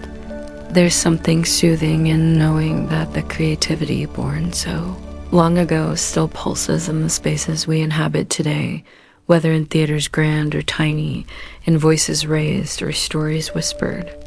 It reminds you that restlessness, curiosity, and even boredom can lead to beautiful things if you just let them dot as you breathe in slowly. Feel your eyelids grow heavy, the steady rhythm of your breath matching the timeless cadence of this ancient drama. Let go of any worries or noise, allowing the calm to seep in, filling the spaces between your thoughts with gentle ease. Tonight, as you drift toward sleep, imagine the flicker of torchlight on stone walls, the rustle of linen robes, the soft murmur of a crowd held in rapt attention. You're a part of this long, unfolding story, one quiet moment in a vast, ongoing performance dot, so rest now, with the comfort that the past is never truly past, and that tomorrow may bring its own unexpected inspiration. Until then, let the gentle hush of history carry you softly into dreams. End of script. Sweet dreams. Hey guys, tonight we wander into a world where history sticks to your teeth, quite literally. Picture yourself stepping into the lush jungles of ancient Maya civilization, the air thick with humidity and the sweet scent of sap dripping from Towering trees. Somewhere beneath those dense canopies, people are quietly chewing on something surprisingly familiar, natural chewing gum. But don't get too comfortable. You probably won't survive this gumstick journey without feeling just a little bit sticky. So before you get comfortable, take a moment to like the video and subscribe, but only if you genuinely enjoy what I do here. And hey, drop your location and local time below, whether you're chewing gum or just chewing on this story. Now, dim the lights, maybe turn on a fan for that soft background hum, and let's ease into tonight's journey together. You trudge through thick undergrowth, your feet sinking slightly into the soft earth as you approach a Maya village alive with a low hum of daily life. Children scamper between huts woven from palm leaves. Elders sit beneath thatched roofs sharing tales, and somewhere nearby, the faint, sweet aroma of sap fills the air. It's hard to imagine that amid this vibrant tapestry, one of the Maya's most unassuming inventions might be their chewing gum. Today, we think of gum as a sugary, often minty treat found in convenience stores worldwide. But for the Maya, it was a natural, practical product, harvested straight from the trees that surrounded them. This isn't just a historical footnote. This gum was embedded deep in their daily rituals and economies. The Maya civilization, flourishing between 250 and 900 CE across present-day Mexico, Guatemala, Belize, Honduras, and El Salvador is best.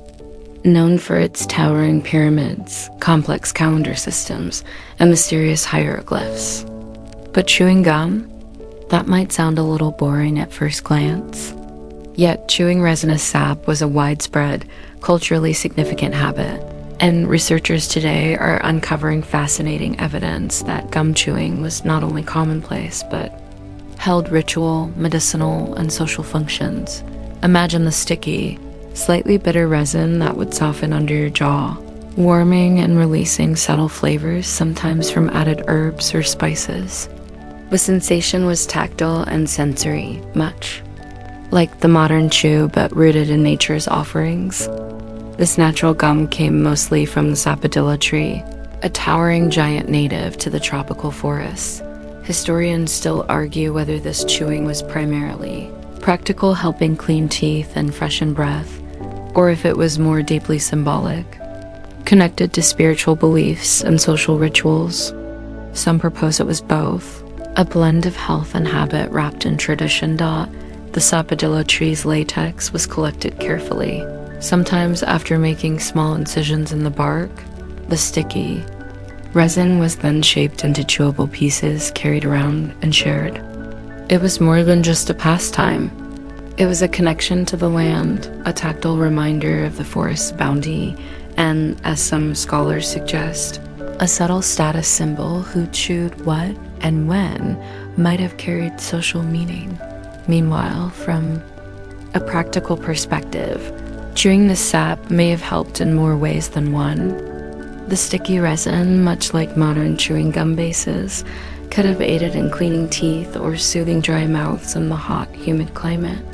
Researchers examining ancient dental remains have noted less plaque buildup in individuals known to chew resinous substances, suggesting a hygienic function long before toothpaste existed. But the Maya weren't just chewing on tree sap. They were chewing on culture, economy, and maybe even magic. Remember that as we move through this story, the gooey threads of history pull together nature, economy, ritual, and science in a way that's surprisingly modern. The idea of chewing gum might feel mundane today, but in Maya hands, it was a sticky story of survival and society. And so, as the sun filters softly through the canopy and the village sounds settle into a rhythmic hum, you realize that chewing gum is far from a trivial detail. It's a thread woven into the very fabric of ancient Maya life waiting to be pulled. Studied and savored. You find yourself drawn deeper into the forest, the dappled sunlight flickering across leaves as you follow the scent of resin and earth. The sapodilla tree, or Manilkara zapoda if you want to impress your friends at parties, towers above you. Its rough bark hides the secret that made Maya chewing gum possible, a sticky, milky latex that oozes slowly when the bark is gently nicked. This natural gum, called chicle by the Maya, was more than just a casual snack. It was a vital resource. The mainstream historical fact here is that the Maya harvested chicle, much like modern latex producers collect rubber, making small, deliberate cuts into the bark to coax out the sap without killing the tree. Sustainable harvesting, ancient style. You watch a Maya gatherer skillfully slice the bark, and the latex begins to drip down, thick and gooey like the slow molasses of a forest. It's a delicate process, requiring patience and respect for the tree, a partnership between people and nature that's hard to overstate. This isn't a take-it-all-and-run operation. It's careful stewardship. After all, these trees provided not only chewing gum, but also valuable timber and fruit. Now, the quirky bit, chicle wasn't just chewed for pleasure. Sometimes it was mixed with flavoring agents like crushed vanilla beans or aromatic herbs, turning the gum into something close to early breath mints. There's even evidence that the Maya added medicinal plants to the mix, using chewing as a form of herbal therapy. Imagine chewing gum that actually does something for you beyond just freshening breath. That's next level. Ancient wellness. Historians still argue whether the ritual of chewing was also tied to religious ceremonies.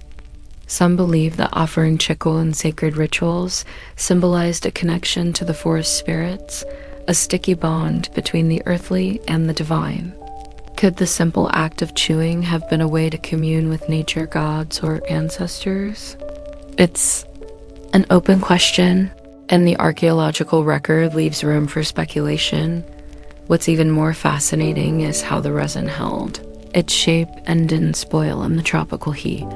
The chemical properties of chicle allowed it to remain chewable and relatively stable for long periods, nature's own gum base, long before synthetic polymers existed.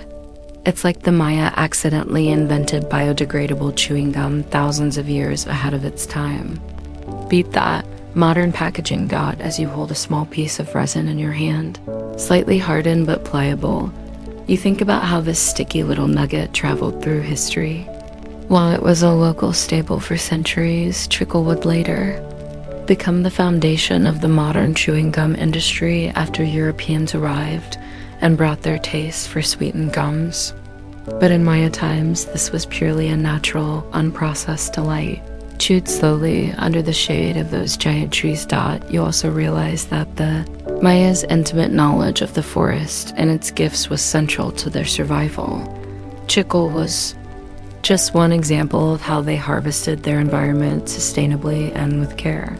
Quite a contrast to our modern throwaway culture. This sticky sap was a link in a vast ecological network that the Maya understood deeply. Even if historians still debate exactly how much they revered these trees versus how much they simply used them. So, next time you pop a piece of gum in your mouth, think about the ancient Maya, their forests, and the slow dripping sap that started it all. Because chewing gum is not just a sugary pastime, it's a story of ingenuity, patience, and perhaps a bit of ancient herbal medicine mixed in. For good measure, you sit back against the trunk of a towering ceiba tree, the so-called tree of life, while your mind drifts to the bustling Maya cities. Imagine plazas filled with colorful markets, priests in feathered headdresses, and the clatter of wooden tools carving stone monuments. Among all these wonders, chewing gum quietly played a surprisingly important role. The mainstream historical fact here is that archaeologists have found bits of ancient chewing gum embedded with teeth marks, showing it was widely used across Maya society, from commoners to nobles. These pieces are often made from chicle, but sometimes combined with other natural substances, giving us a glimpse into daily life that's as intimate as a shared secret. But here's the quirky bit. Some chewing gum pieces even contain tiny traces of ancient DNA. That means scientists can now study the genetics of the people who chewed them, revealing health information, diet clues, and even what kinds of plants they were consuming. It's like a prehistoric Snapchat, except instead of selfies, you get microscopic traces of spit. Historians still argue whether chewing gum was primarily a social habit or if it served a more functional role, such as cleaning teeth or freshening breath in a time long before toothpaste existed. Some think it was a stress reliever or even a cognitive enhancer, helping Maya scribes focus while recording their complex calendar systems. It's a sticky mystery, literally. You picture a Maya, scribe pen in hand, head bent over a codex, periodically chewing gum to stay alert during those long nights of calendrical calculations. Or perhaps a trader chewing on resin while haggling over jade or cacao beans in the marketplace, using gum to freshen breath before closing a deal. The scent of the gum was probably quite different from today's minty blasts. More likely it was woody, earthy, or mildly sweet, with hints of resin and spice. The subtlety matches the calm, focused mood of a society deeply attuned to cycles of nature and time. Interestingly, some ritual sites show evidence that chewing gum was burned as incense, releasing fragrant smoke believed to carry prayers to the gods.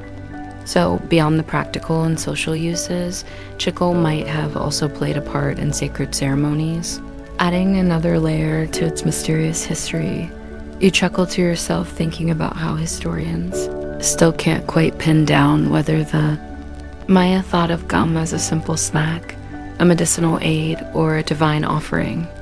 Maybe it was all three at once, a sticky, sweet symbol of life's many facets dot as the wind rustles through the jungle canopy.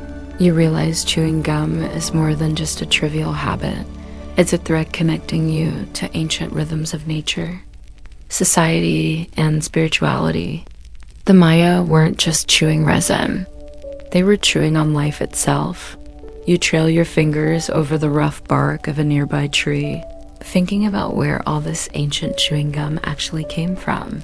You already know about chicle, that latex-like substance harvested from the sapodilla tree, but the story doesn't stop there.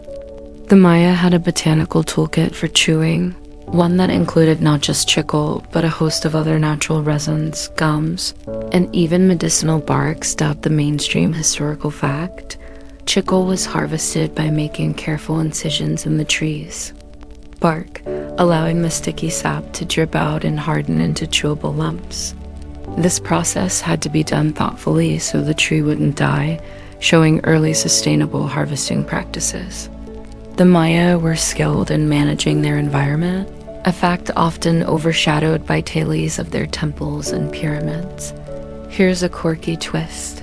Some bits of ancient chewing gum have been found mixed with ground-up charcoal and medicinal herbs. It's almost like an ancient Swiss army gum, a combination of freshening, healing, and maybe even mild pain relief, all wrapped in one sticky ball.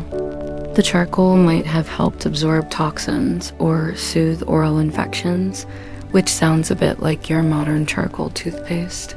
But way more hardcore, historians still argue whether chewing gum was mostly a daily hygiene practice or a sacred ritual act.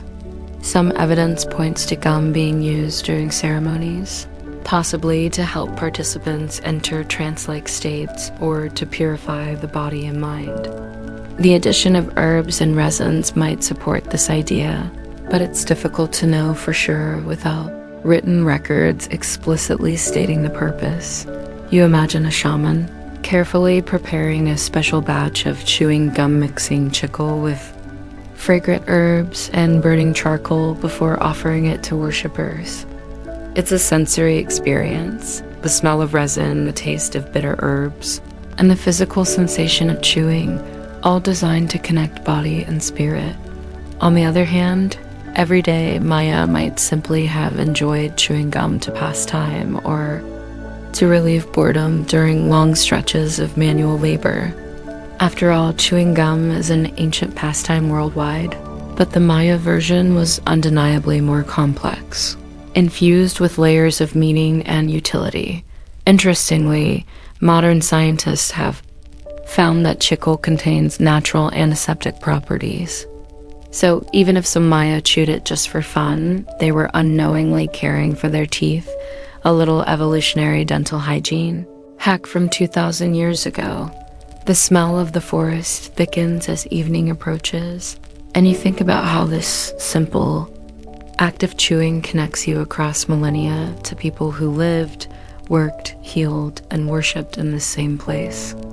Whether a casual habit or a ritual tool, chewing gum was one of the many quiet ways the Maya shaped their world and their daily lives.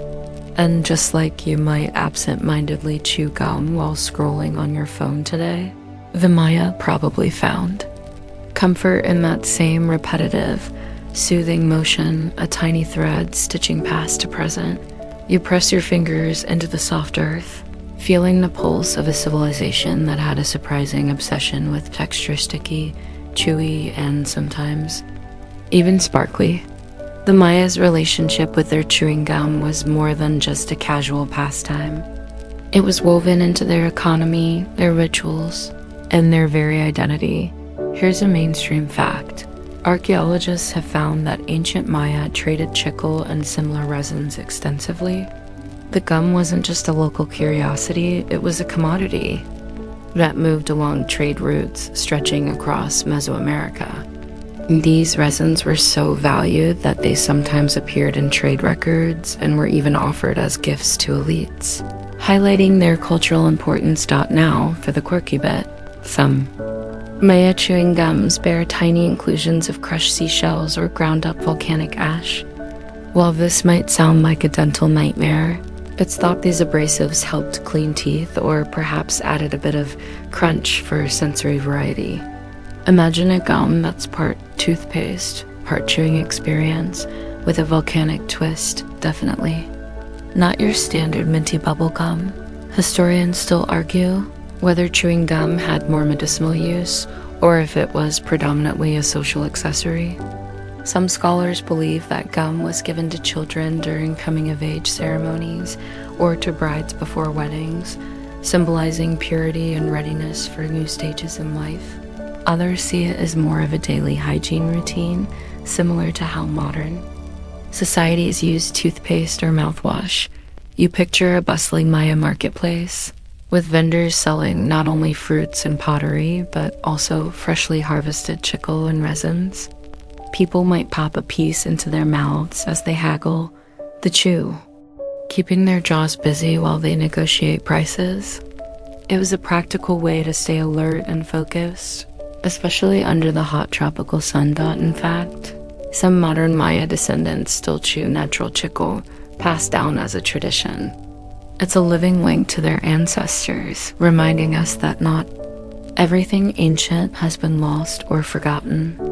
That sticky connection to the past is literally in their mouths. And here's a little secret.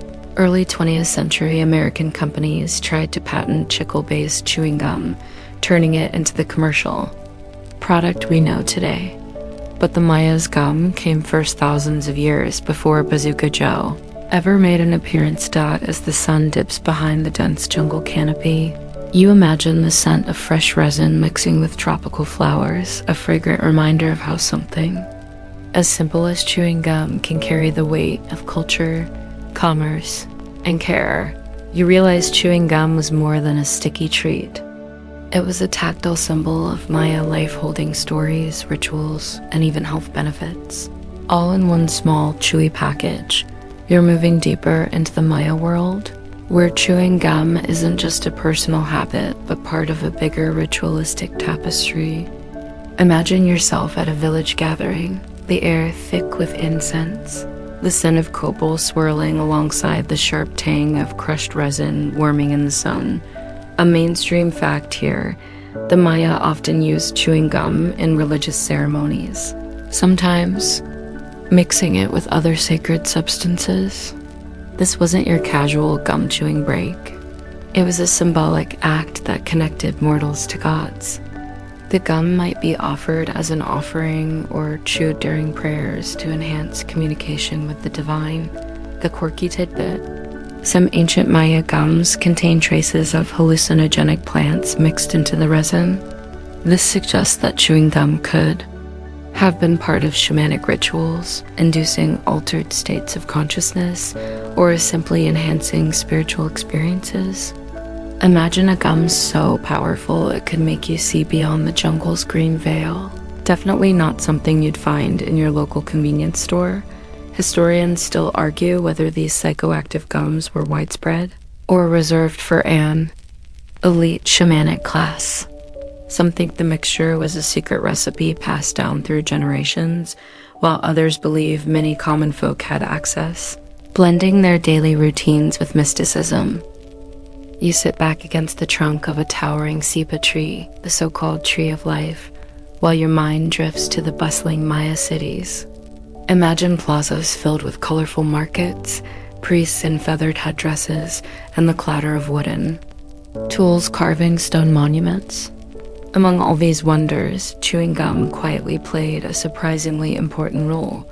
The mainstream historical fact here is that archaeologists have found bits of ancient chewing gum embedded with teeth marks, showing it was widely used across Maya society, from commoners to nobles.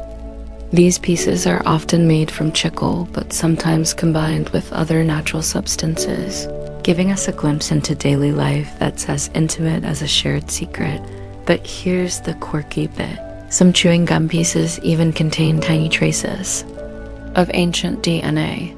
That means scientists can now study the genetics of the people who chewed them, revealing health information, diet clues, and even what kinds of plants they were consuming.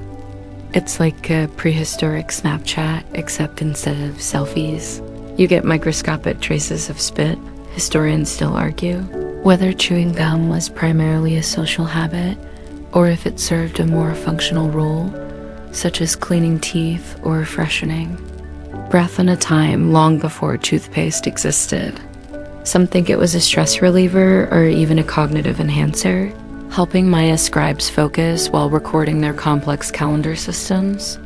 It's a sticky mystery, literally. You picture a Maya, scribe pen in hand, head bent over a codex, periodically chewing gum to stay alert during those long nights of calendrical calculations. Or perhaps a trader chewing on resin while haggling over jade or cacao beans in the marketplace, using gum to freshen breath before closing a deal. The scent of the gum was probably quite different from today's minty blasts. More likely it was woody, earthy, or mildly sweet, with hints of resin and spice. The subtlety matches the calm, focused mood of a society deeply attuned to cycles of nature and time. Interestingly, some ritual sites show evidence that chewing gum was burned as incense, releasing fragrant smoke believed to carry prayers to the gods. So, beyond the practical and social uses, chicle might have also played a part in sacred ceremonies, adding another layer to its mysterious history. You chuckle to yourself thinking about how historians still can't quite pin down whether the Maya thought of gum as a simple snack, a medicinal aid, or a divine offering. Maybe it was all three at once, a sticky, sweet symbol of life's many facets as the wind rustles through the jungle canopy. You realize chewing gum is more than just a trivial habit. It's a thread connecting you to ancient rhythms of nature, society, and spirituality. The Maya weren't just chewing resin. They were chewing on life itself. You trail your fingers over the rough bark of a nearby tree, thinking about where all this ancient chewing gum actually came from. You already know about chicle, that latex-like substance harvested from the sapodilla tree, but the story doesn't stop there.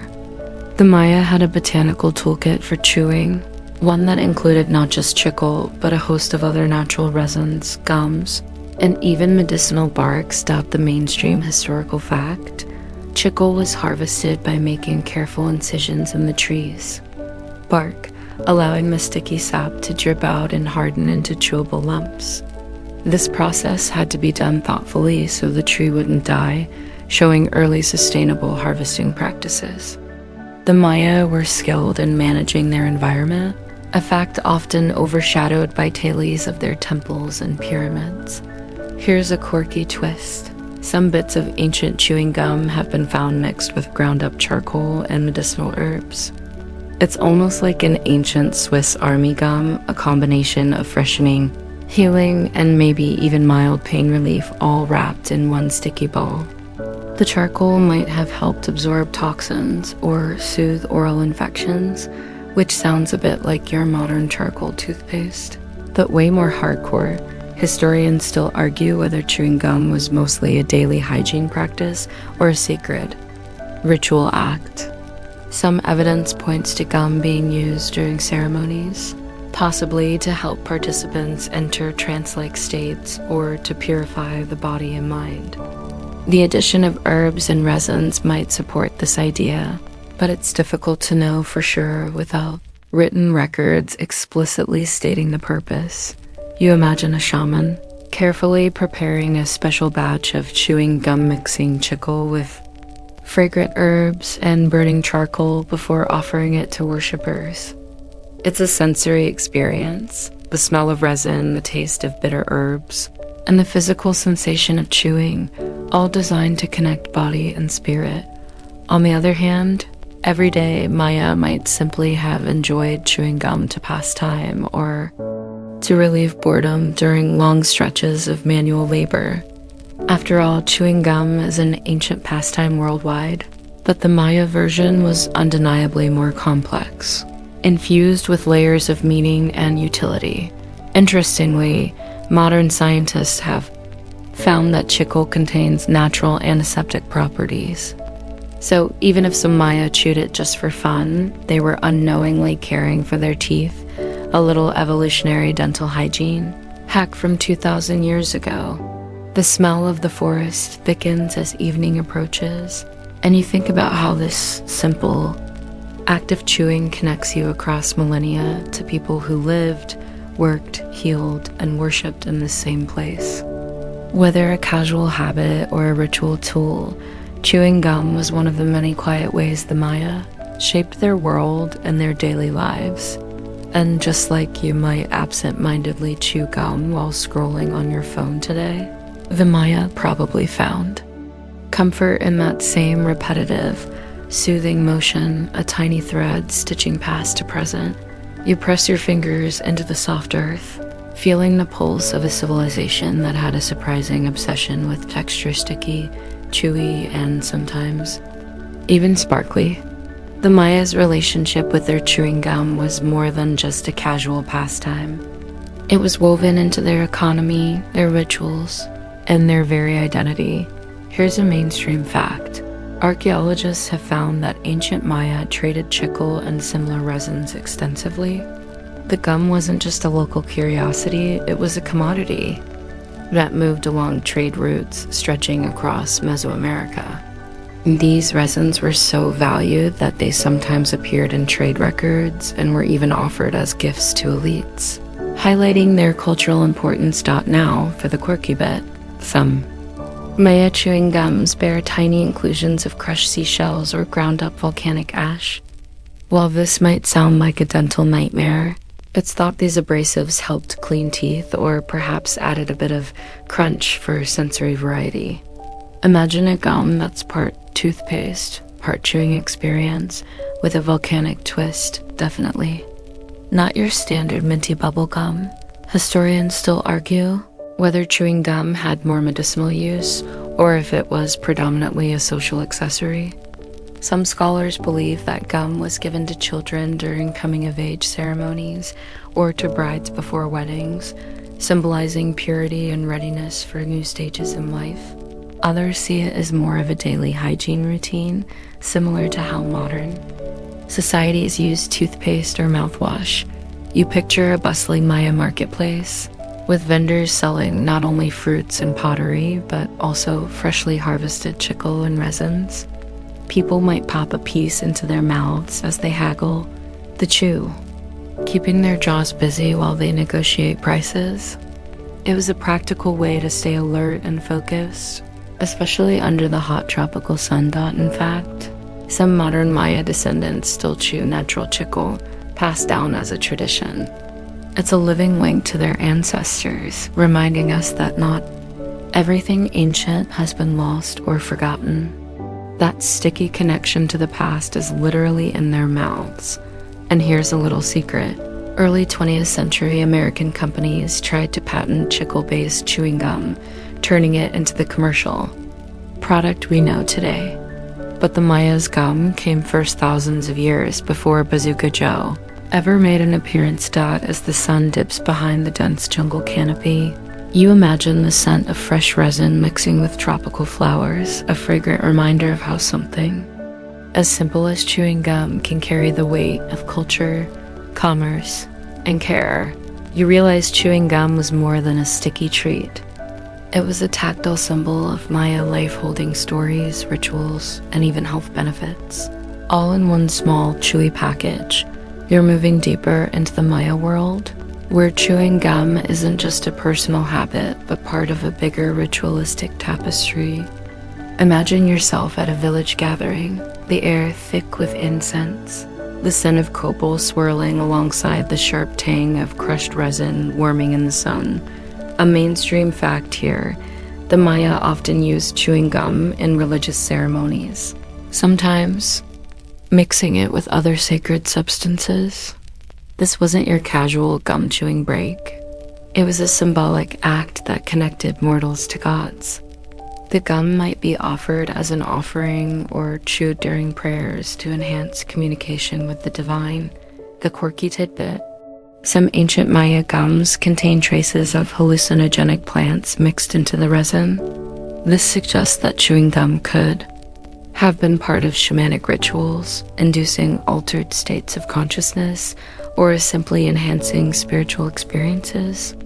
Imagine a gum so powerful it could make you see beyond the jungle's green veil. Definitely not something you'd find in your local convenience store. Historians still argue whether these psychoactive gums were widespread or reserved for an elite shamanic class. Some think the mixture was a secret recipe passed down through generations, while others believe many common folk had access, blending their daily routines with mysticism. The marketplace buzz feels distant now, replaced by the soft chew of gum and the rhythmic tapping of a wooden charm against a vendor's stall. Reminder that even the simplest pleasures can carry deep histories. As you walk away, you realize chewing gum isn't just a minor footnote in history. It's a thread weaving together economy, culture, and community, all wrapped up in something you'd probably dismiss as trivial. The forest canopy thickens as you trek deeper into the heart of Maya land, where the air feels cooler and the chatter of the marketplace fades into a soft chorus of birdsong. You find yourself at a clearing where sapodilla trees grow tall and proud, their rough bark and glossy leaves catching stray beams of sunlight. These trees are the original source of chicle, the natural gum that fueled centuries of chewing traditions. The mainstream historical fact: the Maya harvested chicle by making careful incisions in the tree bark, allowing the milky latex to drip into containers. This harvesting method was sustainable, designed to keep the tree healthy and productive for years, reflecting a deep understanding of natural resource management. Now, here's the quirky bit.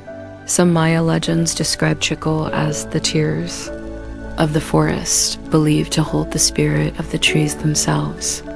There were stories that if you over-harvested or harmed the tree, it might stop producing sap, or worse, bring bad luck. This spiritual dimension infused the act of gum collection with reverence and ritual.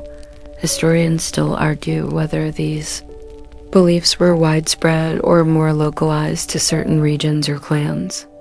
Was the gum simply an economic commodity, or did it carry sacred meaning woven into Maya cosmology? The debate lingers like the sticky sap on your fingers.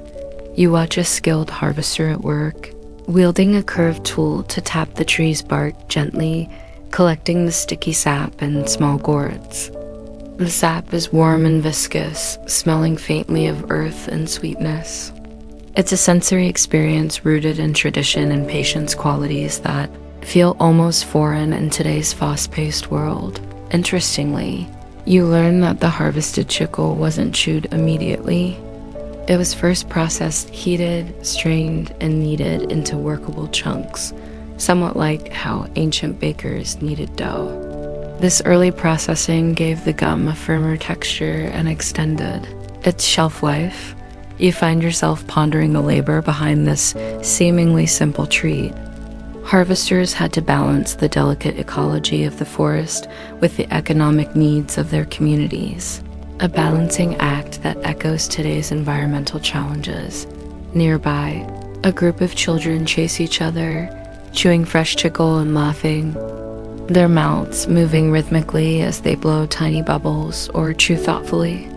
It's a playful image that reminds you how chewing gum connected generations work, play ritual, and social bonding all rolled into one dot as you take a piece of chicle yourself. The texture is chewy but slightly gritty, earthy but sweet, a living taste of ancient forests.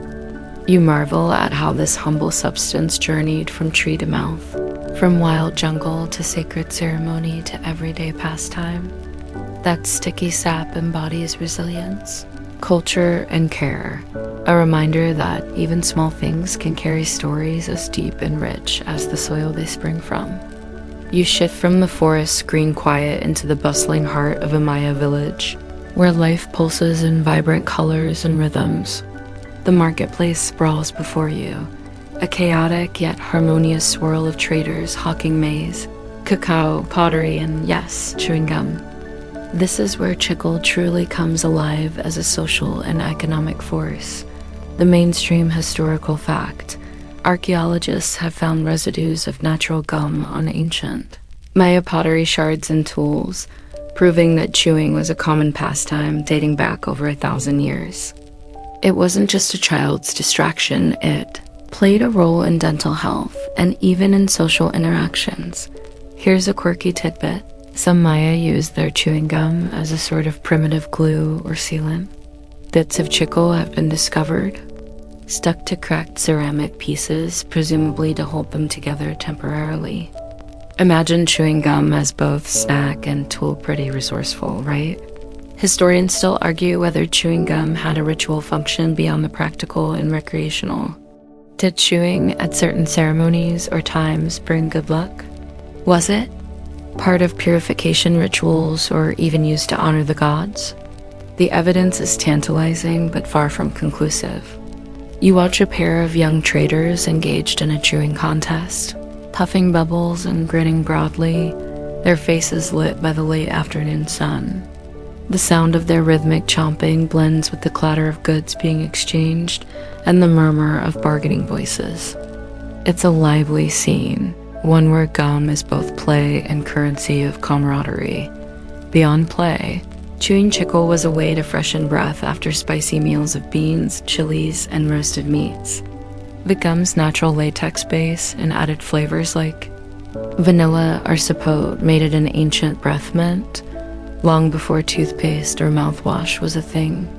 You notice that some elders chew slowly and thoughtfully, their faces serene, as if the act of chewing itself connects them to their ancestors and stories.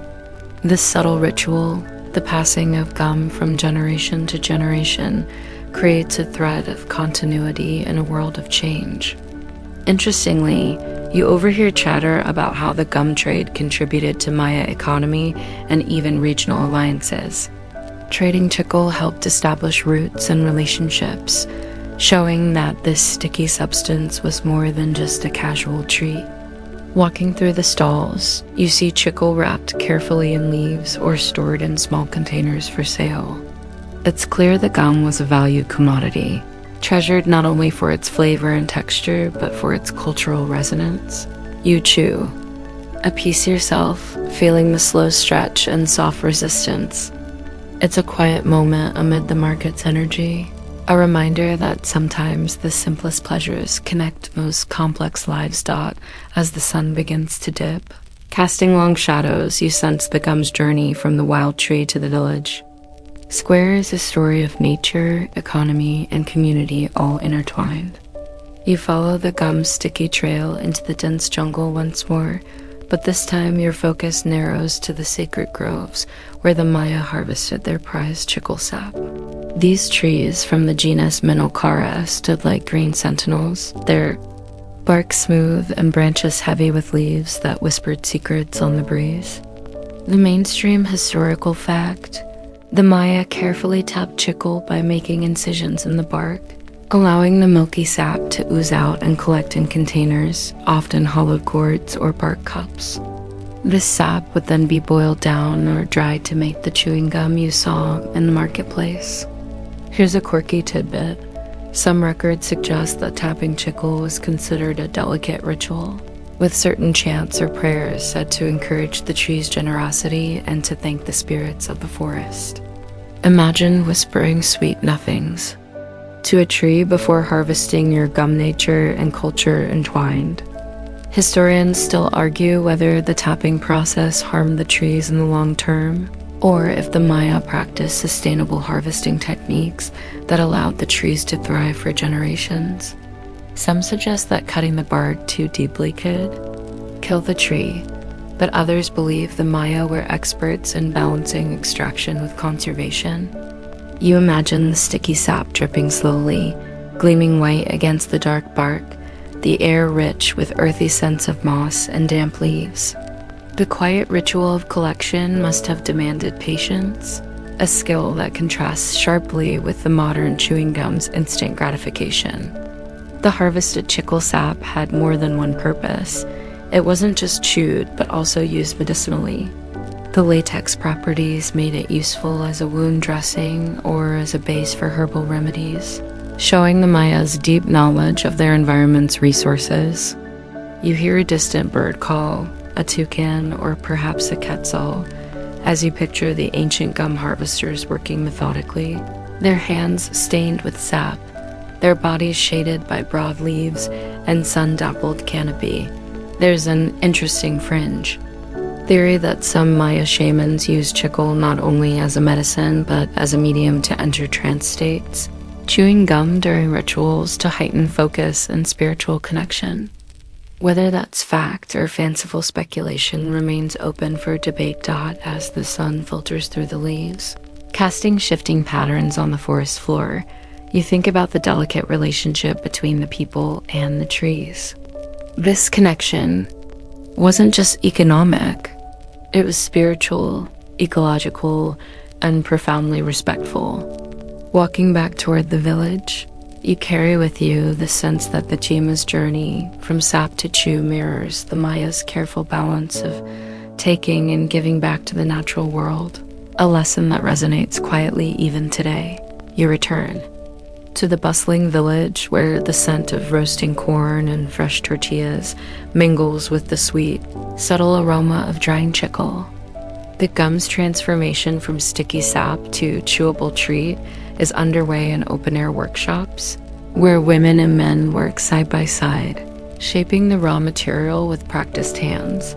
The mainstream historical fact: the Maya refined the chicle by boiling it down to remove impurities, and then stretching and kneading the gum to the perfect texture, soft enough to chew, but firm enough to last. This artisanal process was labor-intensive, but crucial for the gum's final quality. Here's a quirky tidbit.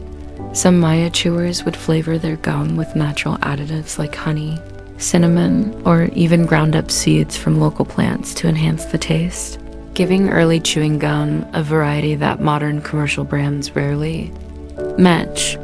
Imagine reaching for your gum expecting a plain chew, only to find a hint of spicy cinnamon instead.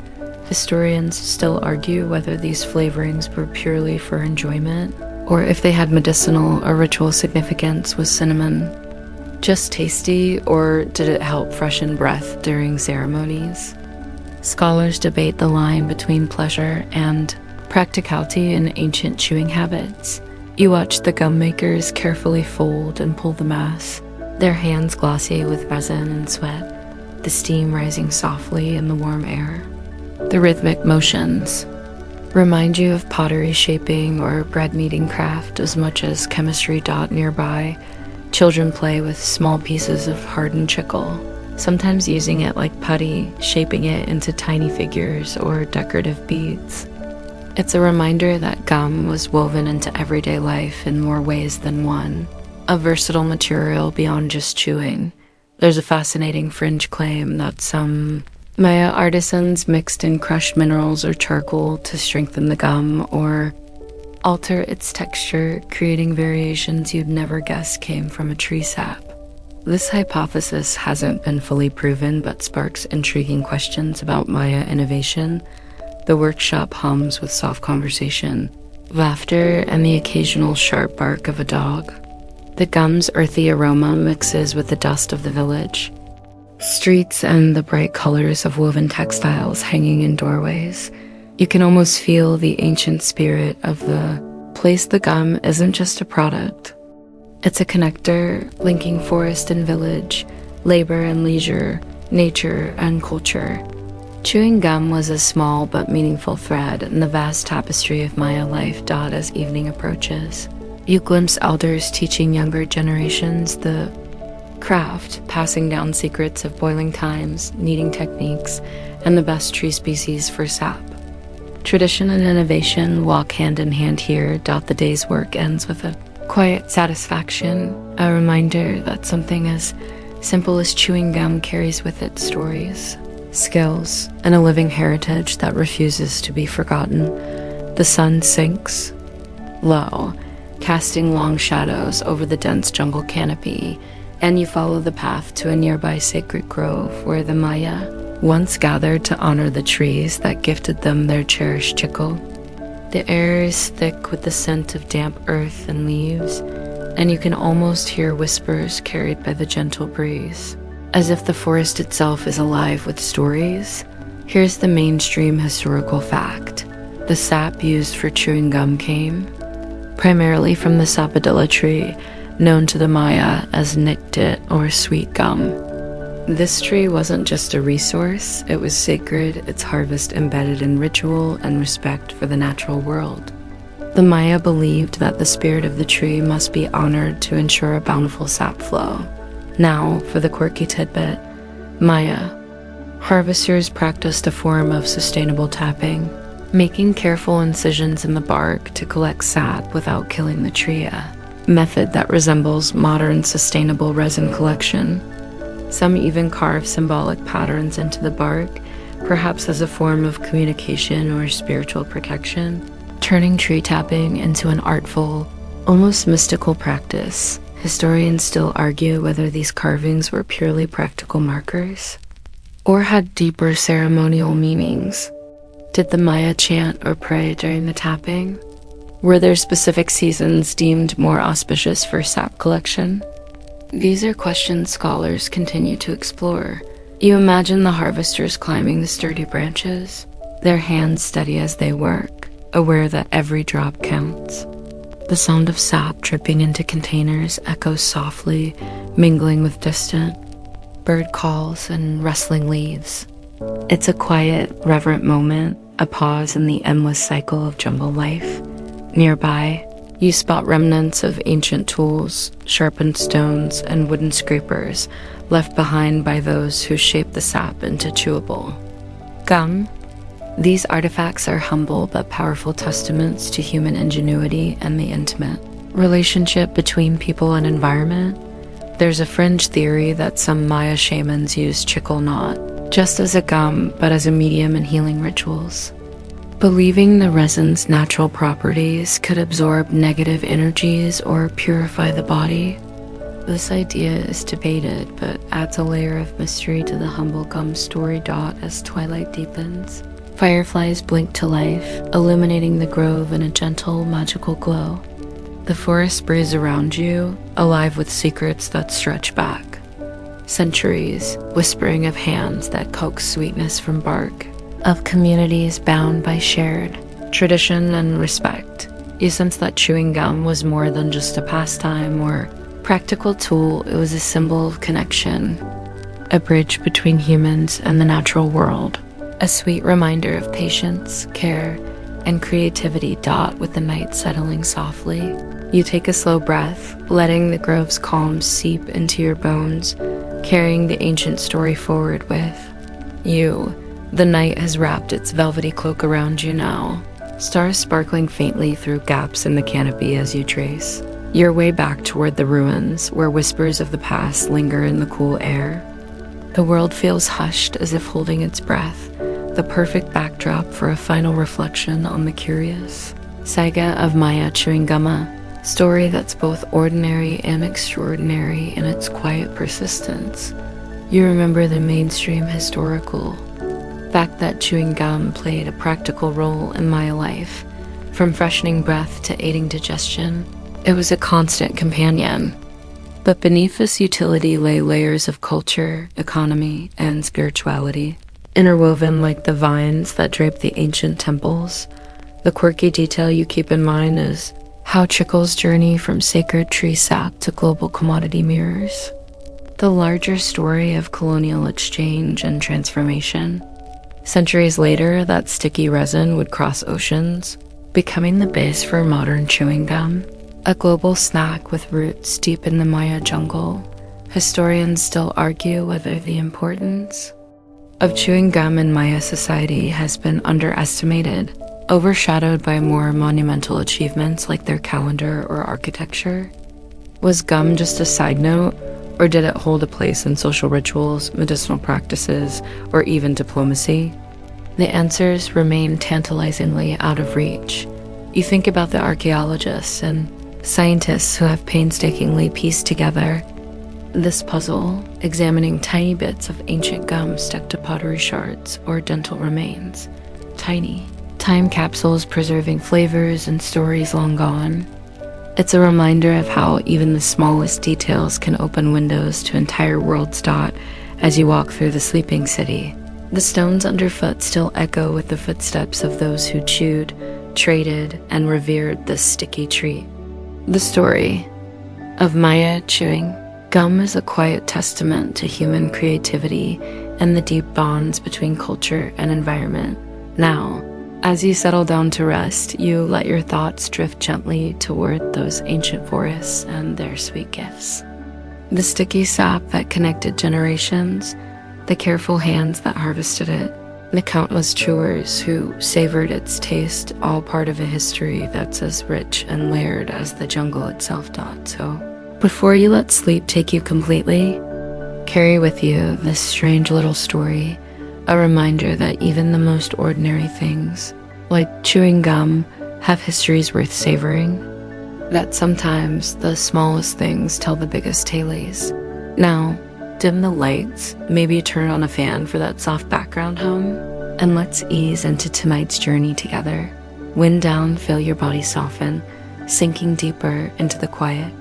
Calm, the hum of the fan becomes a gentle pulse, like the steady rhythm of the jungle's heartbeat. The stories of sap and gum dissolve into the night air as your mind drifts with ease. Let the sweetness of ancient forests and the slow tapping of resin seep into your dreams, carrying you softly through time. The past is a gentle companion now, its whispers fading as your breath slows. Rest easy, wrapped in the calm of history's quiet embrace. End of script. Sweet dreams.